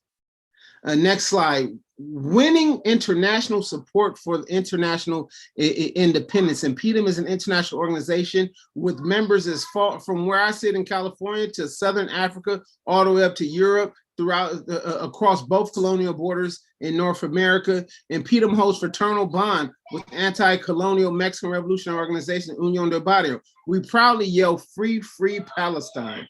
Next slide. We also do this by fulfilling the party's regional strategy. Next slide. Impedum is recruiting for the African Revolution. Next slide. So I want to once again just acknowledge Impedum's 30th anniversary and the Revolutionary Party project of the party, and say that Impedum is recruiting for the African Revolution. We're recruiting everyone out there. We're recruiting you. Ooh. Next slide. Next slide. Now, let me pass it to Comrade Fofi. Uhuru, Uhuru. Thank you, VP Masamela Odom. I am Fofi Dakibulon, International People Democratic Uhuru Movement Economic Development Coordinator. Next slide. I want to salute my leadership. I would like to salute Chairman Omali Yeshitela, leader of the National African Nation, Deputy Chair Ona Zene Yeshitela, leader of the Uhuru Movement Economic Work, President Columba Yandanet, International President of the International People Democratic Movement, and Vice President Masamela Odom, who is the Vice President of Impedum International, Impedum People's Democratic Uhuru Movement. Next slide. Uzi Custom Apparel is a customary revolutionary clothing company that put revolutionary saying on the backs in front of our customers. This starts the conversation of revolution and bring the masses to political life. Uzi became an LLC under the leadership of Black Star Industries from the mandate of the 2020 plenary report. Uzi is the economic institution of the Impedum to support its campaigns, programs, and a special goal of employing full-time revolutionaries and supporting our leadership. Now, let's watch a quick Uzi video. Next.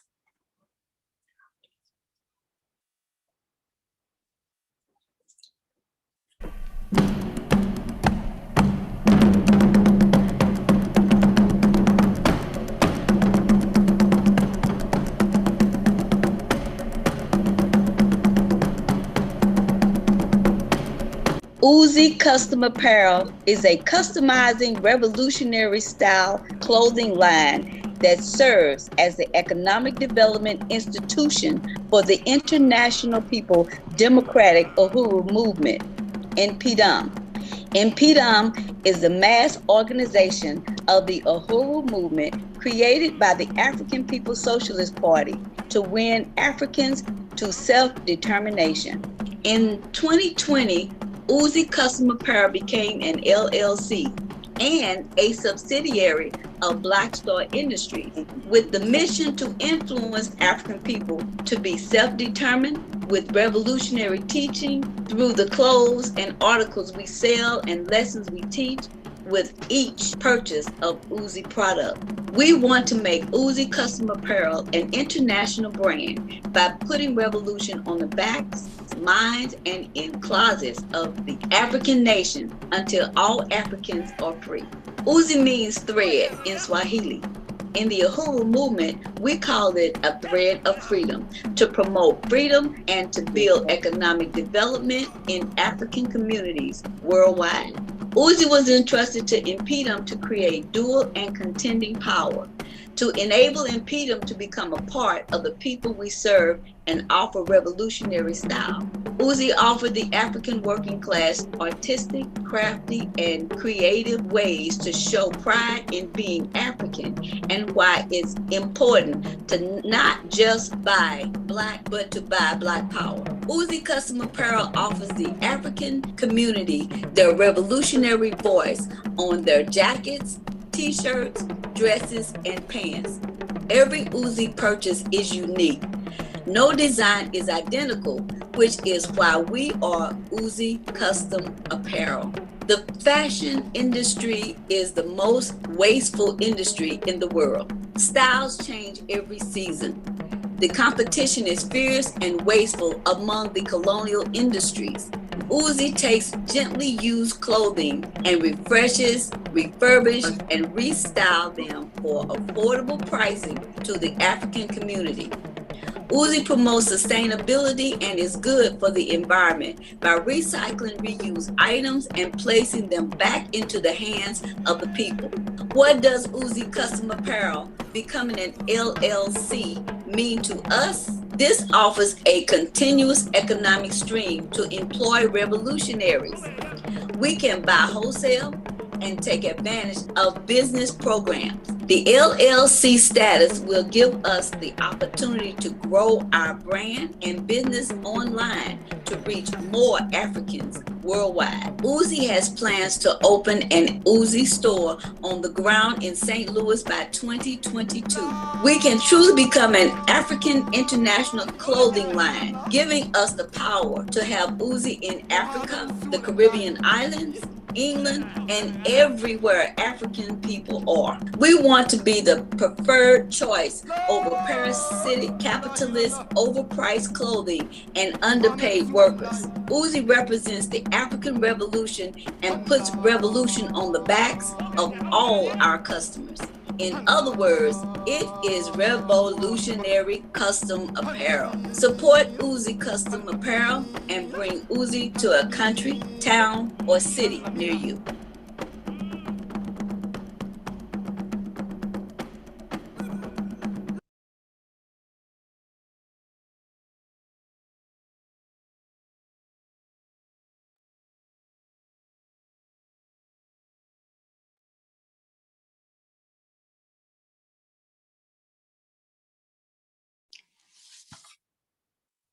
Uzi is into you. Next slide. It is very important that Uzi belongs to the people. Under the leadership of the party, we need to build a mass movement under Uzi for the masses to participate in a revolutionary clothing line. Next slide. It is a strategy and a form of self-determination. Uzi is into you because it is you are the people. Attached with the mandates to build offices means that Uzi is in the heart of the African community. It depends on understanding, it deepens the understanding of self-determination by the masses participating in work, build confidence, knowing that they can start their own businesses. These skills are not in the community, but we train these skills at Uzi. Next slide. Support Uzi Custom Apparel. And our next slide. I would like to bring to you my comrade of Impedum Outreach Coordinator, Comrade Mwambi Tangu. Uhuru, Uhuru, Uhuru. Thank you so much for that amazing presentation, Kofi. So let's go ahead and hit the next slide. Uhuru. So first of all, I want to go ahead and salute my leadership, Chairman Amalia Shatella, the leader of the Global African Socialist Revolution. And I'm honored to be a member of the African People's Socialist Party and on the International Executive Committee of Impedum. Salute Secretary General Loezi Kinshasa. Salute Deputy Chair Onizane Yeshatella. I want to salute President Columbayi and appreciate your undying love for the revolutionary process and the science of African internationalism. Salute to VP Matamela and my regional leadership, Bakri Olatunji, who has continued to endure the test of time. Impedum Outreach is engaged in a rigorous process to bring our international office to the level of organization that not only reaches the masses in the streets, but also utilizes technology to reach the African world in areas we may not exist. Slide. The Africans Charged Genocide campaign is a primary campaign of Impedum. Last year, we saw a massive surge of support on the petition around this time in African Liberation Day.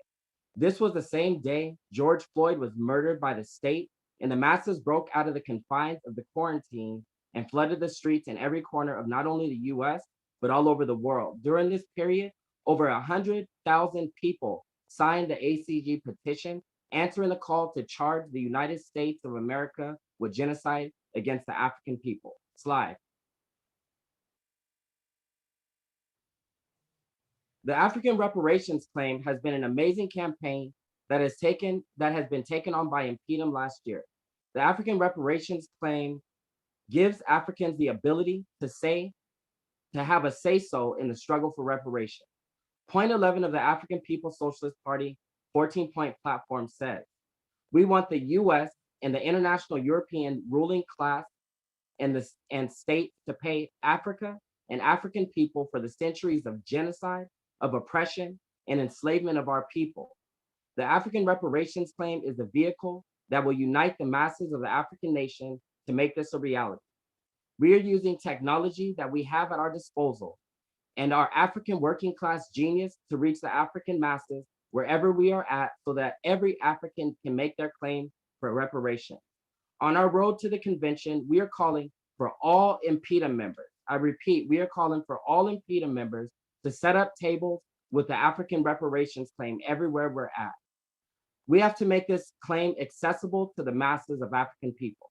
I also want to call on all of us to start knocking on doors. Door to door wins the war. And we learned this in St. Louis.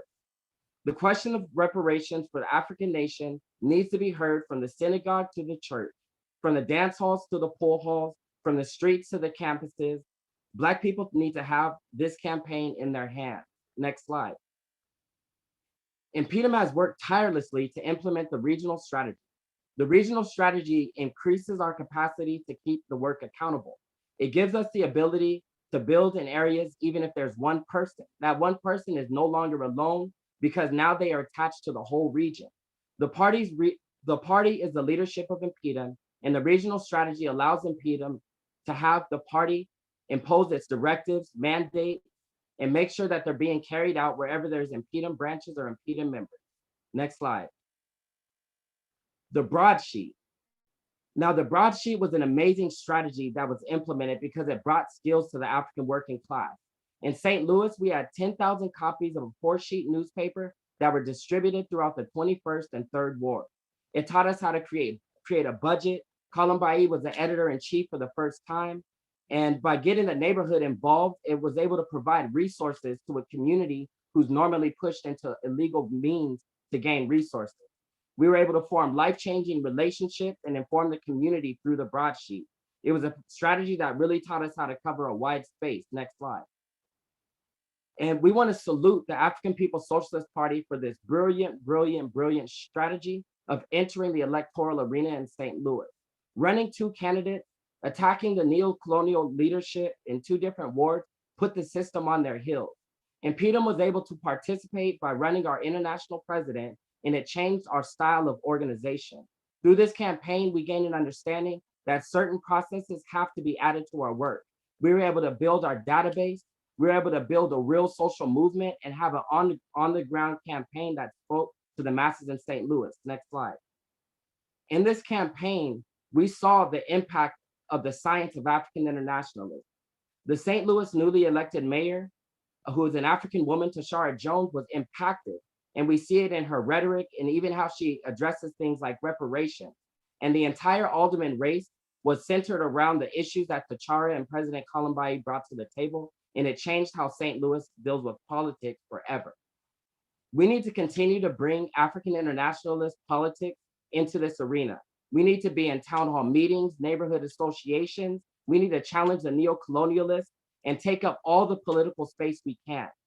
We need to deepen our commitment to getting our democratic right, and we were able to gain this through this. So now I want to introduce Dexter Mlumwingu, who's our international info and ed coordinator, to show us how he brought his amazing revolutionary skills to Impedum. Uhuru. Uhuru. 3 minutes left. 3 minutes left. Uhuru. Yeah, I really want to appreciate the introduction from Comrade Mwambi. And I want to salute the leadership of Chairman Amali Shatella and the African People's Socialist Party and this whole African Liberation Day event. Let's get into it. Next slide, please. My name is Dr. Mlumwingu, and I'm the Information Education Coordinator for Impedum. And I really want to salute the ALD's call to create the African worker state. Now, in order to create the African worker state, we have to make the African revolution. And in order to make the African revolution, we got to win the masses of our people to revolution. And we accomplish this by winning the war of ideas. That's the ideas of the oppressor versus the ideas of the oppressed. And we have to educate people on the conditions we live in, the root of those conditions, and the solution to fixing those conditions. And that's the responsibility of the Office of Info and Ed. Next slide, please. The role of Info and Ed is to spread the theory of African internationalism throughout our communities. And one of the primary ways we do that is through distributing the Burning Spear newspaper. We've recently made a push for our branches to create lists of local stores in their communities that we can approach about making the Burning Spear available in their stores. This is important because there are multiple news organs out there and they all have a bunch of things to say, but none of them are bringing our people toward our liberation. The Burning Spear newspaper has to be just as easily accessible as these other news organs, if not more accessible. And through this process, we deepen our presence in our communities. And PDUM and the Burning Spear newspaper become key figures in our community. We also show the various store owners that they can make resources to sustain themselves by spreading African internationalism in their communities. And this helps to bring them closer to us and deepen their unity with African internationalism. InfoNet has also conducted regular Burning Spear writers trainings that teach people how to write in the style of the Burning Spear from the perspective of the African working class community. Next slide. This is why we have the African Resistance Now column in the Burning Spear newspaper. We give the African working class a platform to express themselves and tell their own stories using their own voice. This is what distinguishes ARN from the other media out there. In 2021, we featured numerous pieces of poetry and other expressions, cultural expressions of our people. We gave an African internationalist breakdown of the late DMX and its significance to our community. And we reported on the uprisings in Minneapolis since the George Floyd police murder and interviewed our very own President Columbi, who led impeding forces on the ground in Minneapolis during the Derek Chauvin verdict. As a strategy to recruit more writers to impeding and African Resistance Now, we've taken our articles and converted them to pamphlets, as you see here, to be distributed throughout our communities. And with each pamphlet, we have a call to subscribe to the Burning Spear newspaper on them and a call to join impeding and become a writer for African Resistance Now. Next slide. In 2021, Comrade Mwambi spoke a little to this. We are honored to work on the historic Cardozo Bentham Alderperson campaign in St. Louis. We created palm cards, flyers, yard signs, posters, banners, and buttons, videos for this dynamic campaign, as well as a free broadsheet that broke down all the issues facing our community in St. Louis, explained the root of the issues, and gave the solution to those issues. We spread the broadsheet throughout the St. Louis community, and it really helped our people to understand our own conditions. It was important for impeding to participate in this campaign because it gave us the opportunity to use the electoral process to highlight the issues plaguing our communities, put in place by the system, using the big platform that these campaigns provide. And this enabled us to expose the entire city of St. Louis and beyond to our movement, and ultimately make about 1,000 new contacts. Next slide, please. So impeding has a responsibility to bring all African and colonized people back into political life. And one of the most crucial groups of Africans who need to be organized are our brothers and sisters locked up behind bars. So in 2021, we began a process of engaging Africans in prison. We begin with sending letters introducing ourselves, saying what impeding is and what our mission is, and invite them to subscribe to the Burning Spear newspaper. Then we follow up with political education in the form of literature like our membership brochure and the ARN pamphlets. And we encourage African prisoners to communicate with us through letters or other different cultural pieces that we could feature in African Resistance Now or the Burning Spear newspaper in general. In the 2 months since we began this program, we received 3 letters from incarcerated Africans and have recruited 2 to impeding. Uhuru, Comrade Dexter, I think that's our time. This has been an amazing report. I just want to be mindful of the time. So I wanted to see if the program can let us know if we should continue or if we can just hold this until maybe the Q&A. But thank you, Comrade Dexter, for that amazing How much more time will report. you need? How much more time will you need? Dexter report is the last report and we'll be done. Yeah. Okay, let's finish. Right. Thank you. Thank you, Conrad. Thank you, President. Yeah, so we received 3 letters and recruited 2 Africans in prisons to impede them. And this is just the beginning. In the coming months, we'll be working alongside the membership office to improve this whole process with the goal being to be in the creation of entire branches of impeding operating in the belly of the beast. And this is all part of Impedum carrying out its responsibility to recruit every single African back into political life. So I want to make a call right now for everyone viewing this program who knows somebody locked down that you want to get involved with this organization to email us at info@impedum.org. That's info@impedum.org. You can also comment in the Zoom, in the Facebook, YouTube, however you're viewing it. You can comment down if you have somebody in mind, and I'll make sure to follow up with you. So, so through these processes, through circulating the burning spear in our communities, to winning store owners in our communities and winning riders in our communities and engaging African prisoners. These are just some of the ways that we bring the masses of African people to organization and a revolutionary conclusion. And that's how Impedum contributes to building the African worker state. So at this point, I just want to salute this African Liberation Day mobilization again. I want to salute the leadership of Chairman Amali Shatella. I want to salute my direct leadership, President Kalambai. And I want to move it on to Vice President Masamela Odom. Uhuru.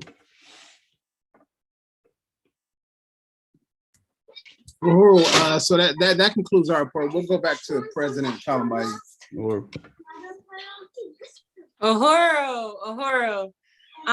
I just really want to say that thank you for the opportunity to be able to lead an amazing work. The International People Democratic Uhuru movement changed the life of African people.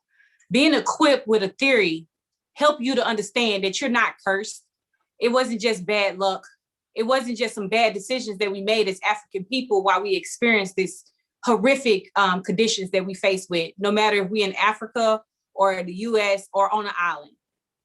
The theory helped you to be able to sum up and explain your conditions, and not only explain it or sum it up, but actually be a part of destroying the thing that sits on our future, on our kids' future.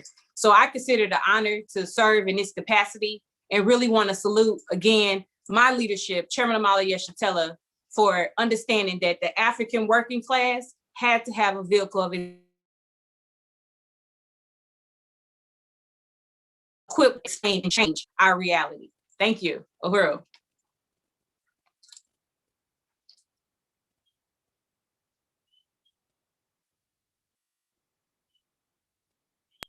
Uhuru. Let me get this. Okay, there we go.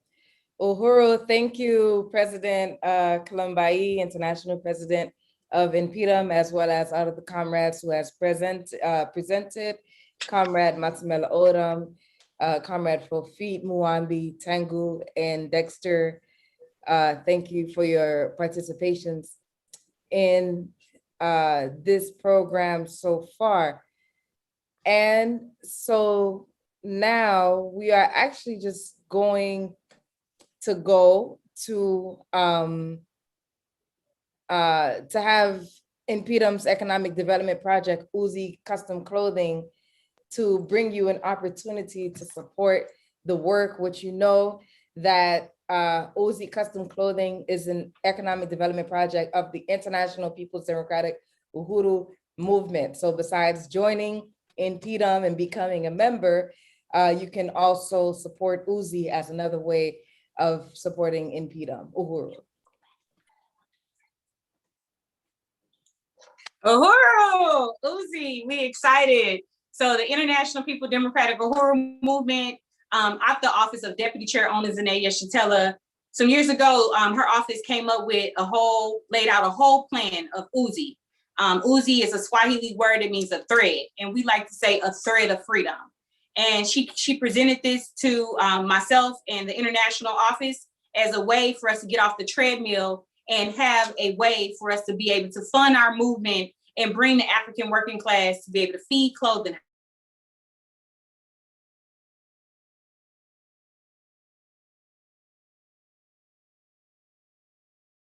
house itself, ways and pieces. So one of the things that we've been concentrating on is to build the Uzi committee, and also to be able to brand, now that we are LLC under Black Store Industry, which we are so excited about, where we worked in Deputy Chair's office and her whole office to make this be a reality. And this is amazing. So let's start off with, first thing we have is our Uzi buttons. These buttons are 2 for $5, and 1 for $3. 2 for $5, 1 for $3, and this is item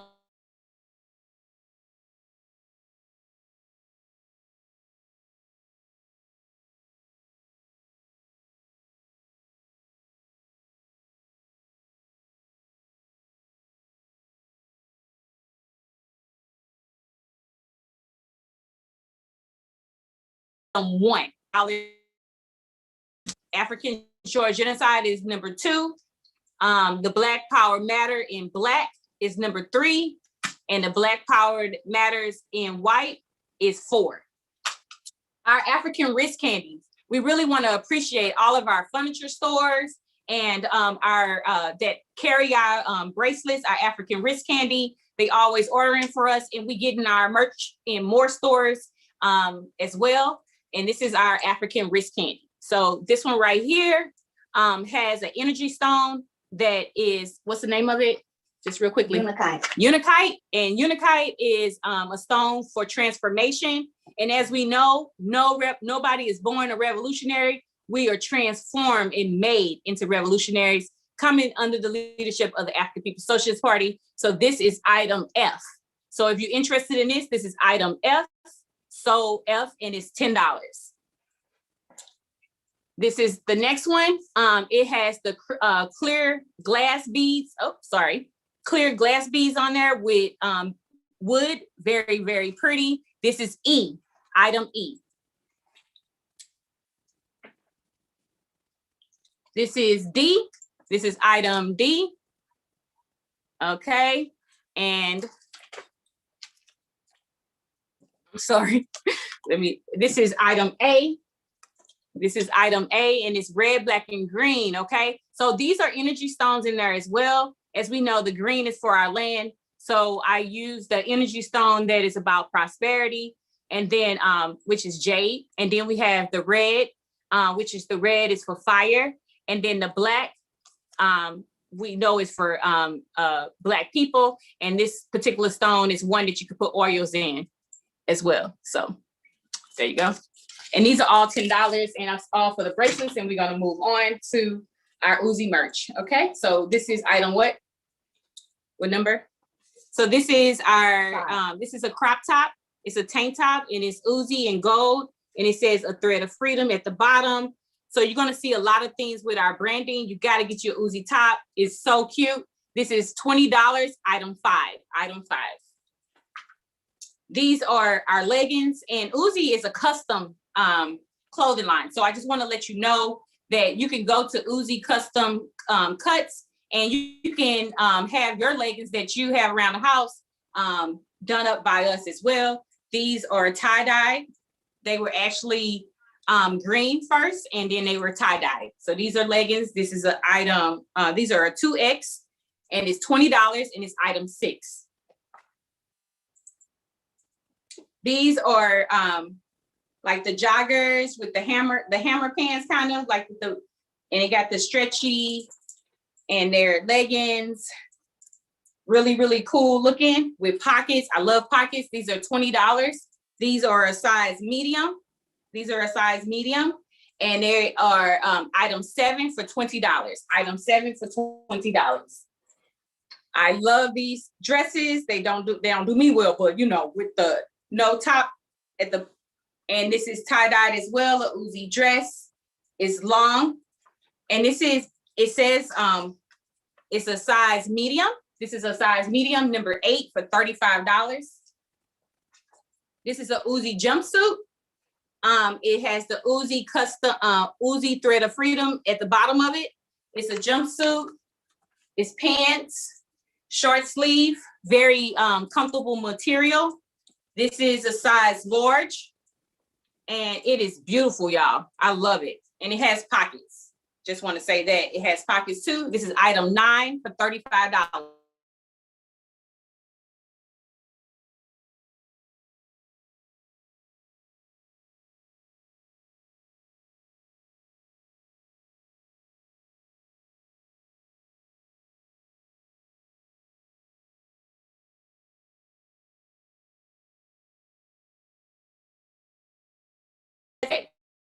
Item 10 for $30.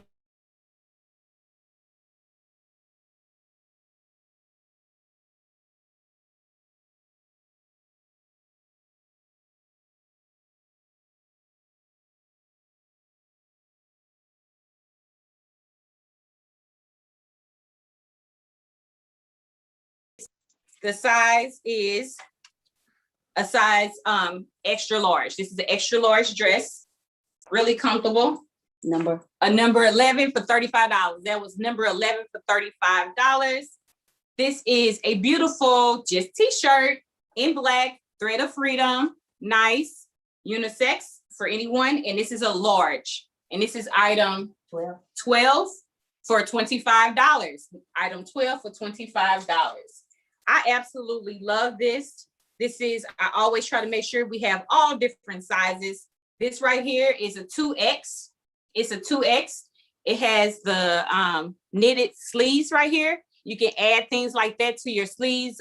With Uzi, we can custom that for you. And then it says Uzi with the silver with black, and it says a thread of freedom. And this is item 13 for $25.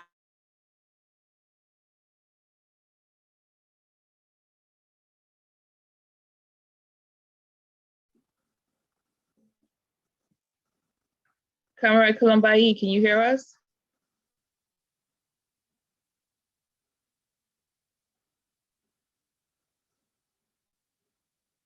Uhuru.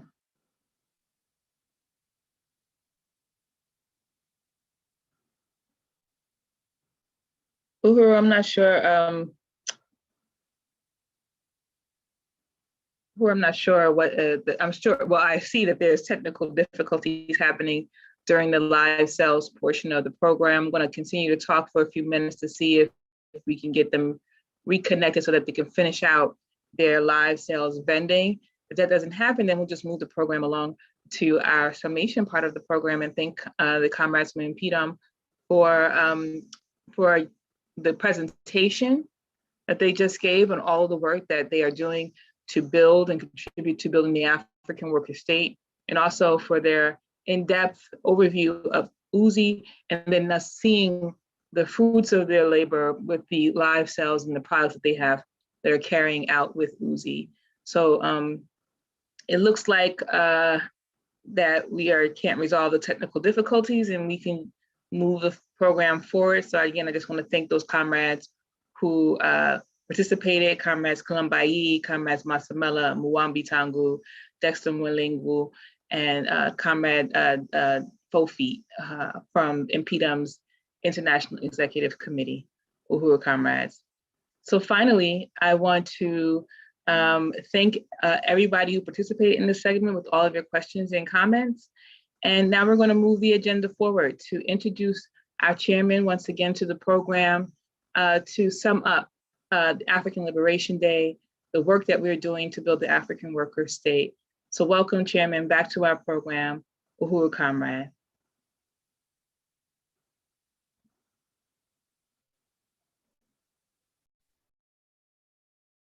Uhuru, Comrade President Yejide.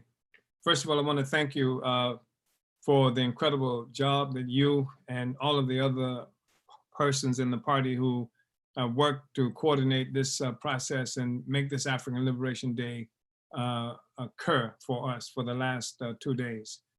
It's been really important. And I think in terms of summing up what the party is doing to create the African worker state, I think the 2 days have spoken for themselves. We've heard incredible reports from different leaders of our movement. We've seen the fact that the party is not just an organization that talks about something, that for us, African Liberation Day is not just some empty symbol, but it is a part of the project for the liberation of our Africa. We really believe in the question of the liberation of our Africa, the unification of our Africa and African people globally. So that's what we are about, and that's what this African Liberation Day mobilization was about as well. I want to remind everybody that as part of this project to build the African worker state, that in 2023, the African People's Socialist Party will be holding our first international Congress. We hold congresses frequently within the United States. Right now, we're constitutionally bound to do it every 5 years. At one time, it was every 3 years. And we've just, in 2020, ended our 7th Congress. But now we will have our first international Congress that's going to be in South Africa. or occupied Azania. This is going to be an extremely significant. It's going to be a historical event, and perhaps more than anything that we've done in a very long time, it's going to contribute to the struggle to build the African worker state. We expect African people from throughout the world to come to this Congress, and we expect that, especially from the continent of Africa, people will make every effort and will be coming by every means possible to get to South Africa or occupied Azania, where we will be holding this Congress. And when we've talked so much, and you've seen and heard all of the presentations that's come from our party, showing the different doors that we've opened up for people to participate in the African Revolution, showing how critical we believe the participation of the African working class and the masses of African people is to making this, bringing this worker state to fruition. We've talked about how it is absolutely necessary, if we recognize that we are oppressed, that we have to recognize there's an oppressor. And this oppressor is something that we call colonialism. I'll say a few things about that moving forward. And that you have to have, to end it, you have to have an organization. It's a different kind of organization. Just any kind of organization won't suffice if we're going to end this relationship we have with our oppressor.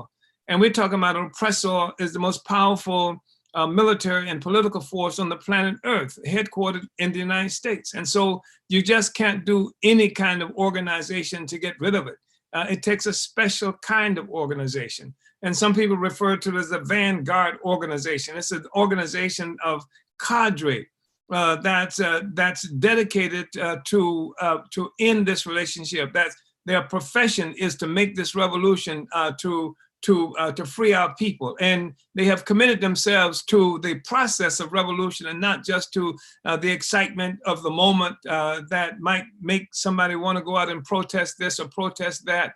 And they understand that that genuine revolution means the absolute overturning, the absolute destruction of the ability of the oppressor to oppress us, and to replace that repression with our own liberated capacity.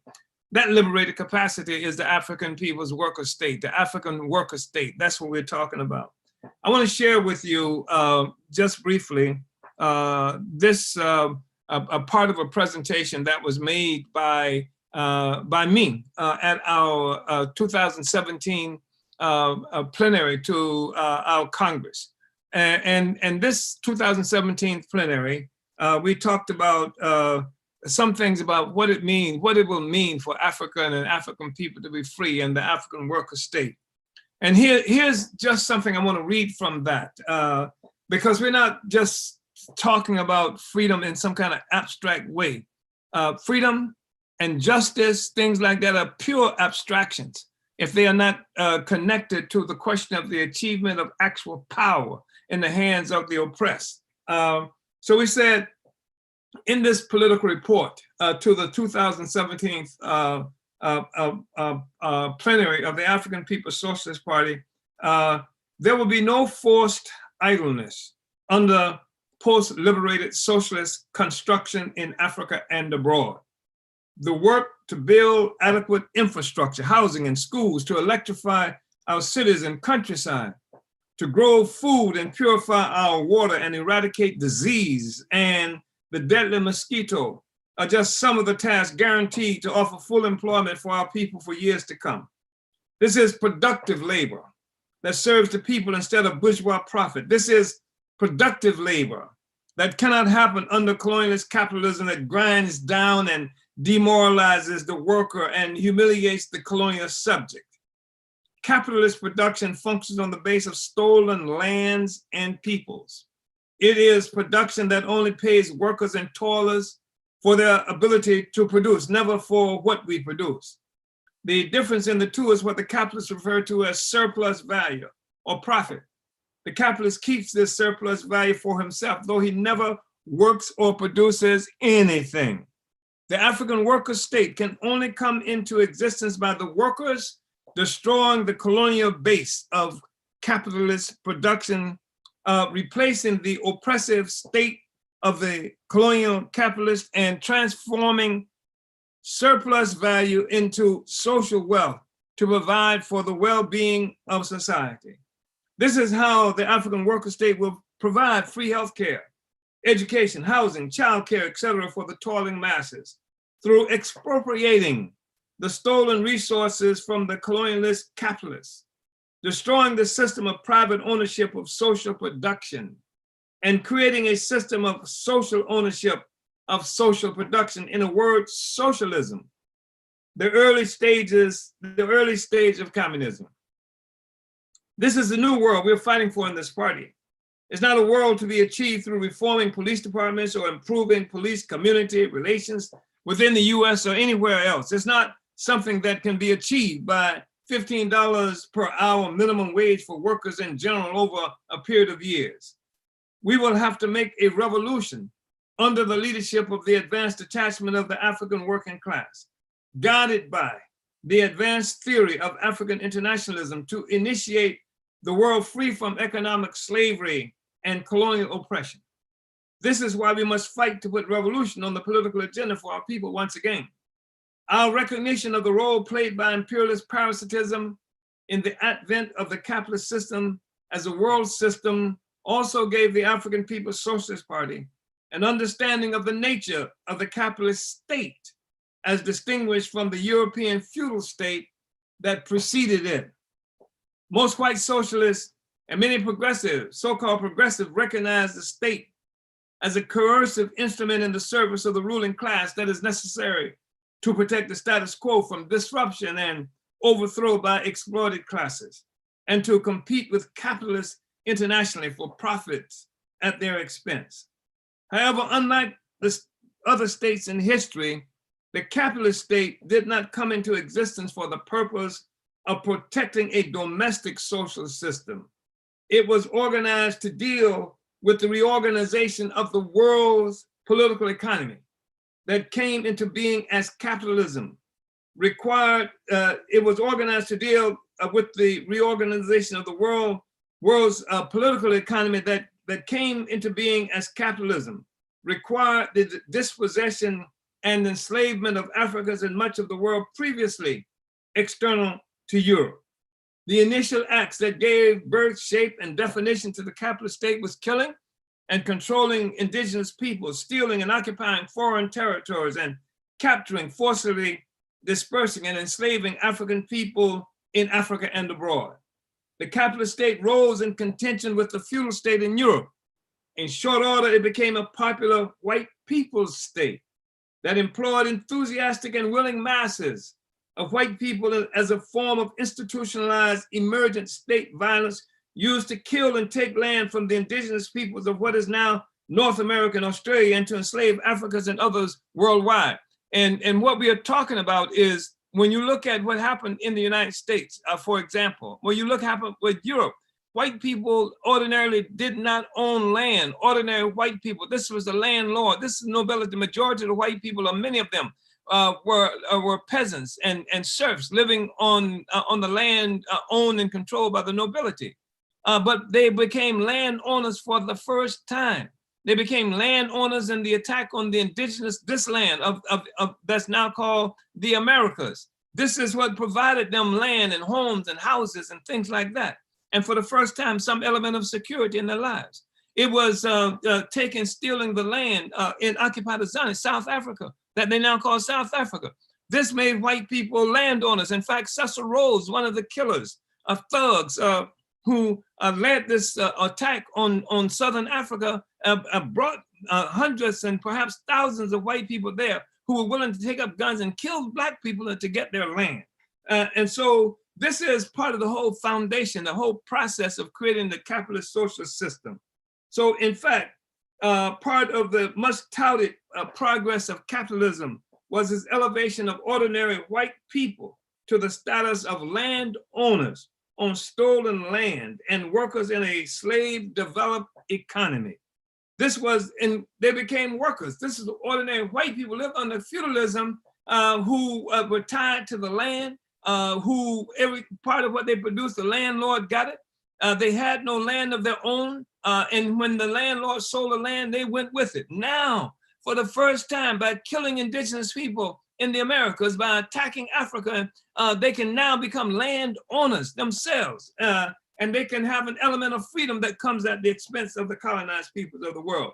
And this has been characterized as progress. Progress because you can see now moving from feudalism in Europe to capitalism, which came at the expense of the life and freedoms of Africans and other colonized peoples around the world.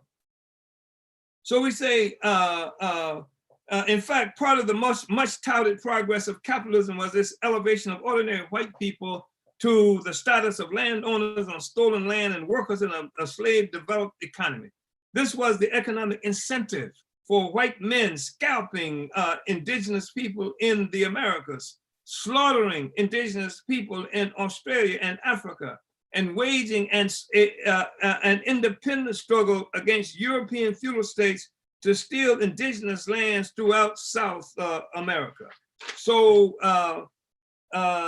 the brutality of the capitalist state against Africans within the US and elsewhere, the viciousness of the capitalist state in subduing Africans, indigenous, Asians, and other people is not an anomaly.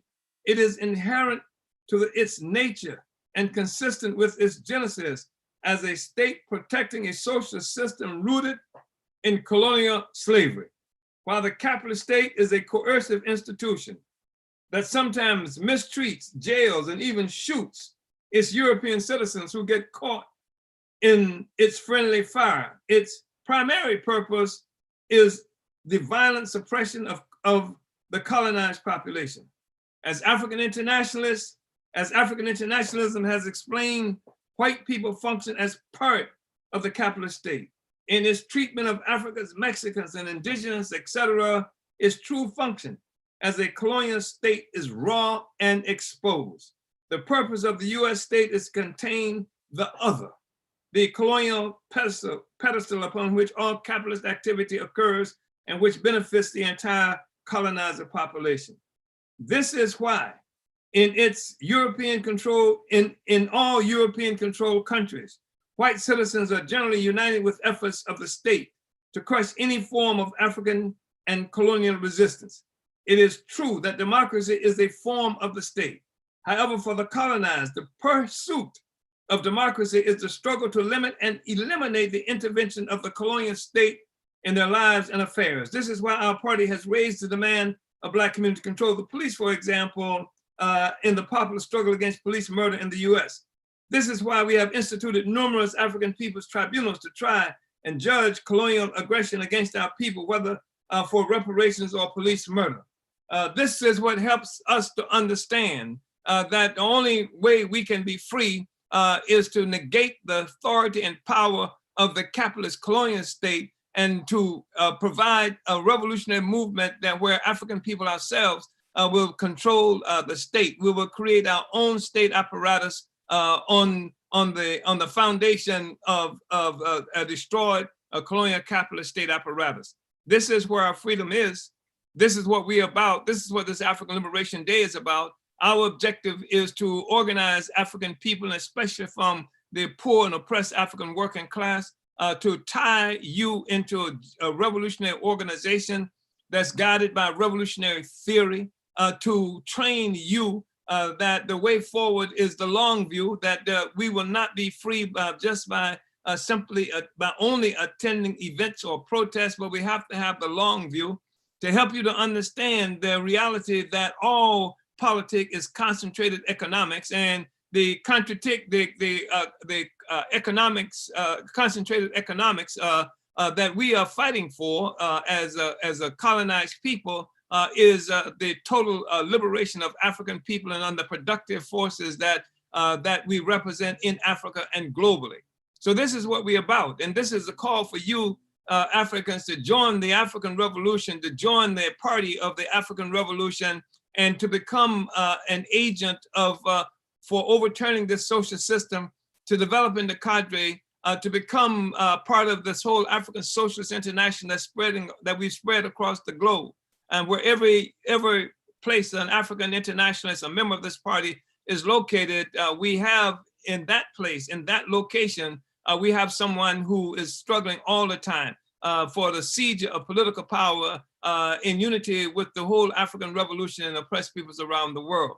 So you should go to apspuhuru.org and join the African People's Socialist Party if you can unite with what has been said and what you have seen in terms of how the party expresses itself, not just in some sterile concepts, abstract concepts, but the actual work we do to change the world. And even as we are talking about having a revolution or having a socialist revolution, even as we're talking about doing it, we're actually practicing being independent, practicing winning our freedom. We are preparing to govern right now. And we are preparing to govern through the workers, African worker state that we are constructing at this very moment. And hopefully your participation recognizes that and will connect with this. And we're calling on everybody to join this African People's Socialist Party, apspuhuru.org. Thank you, comrades. Thank you very much. Uhuru.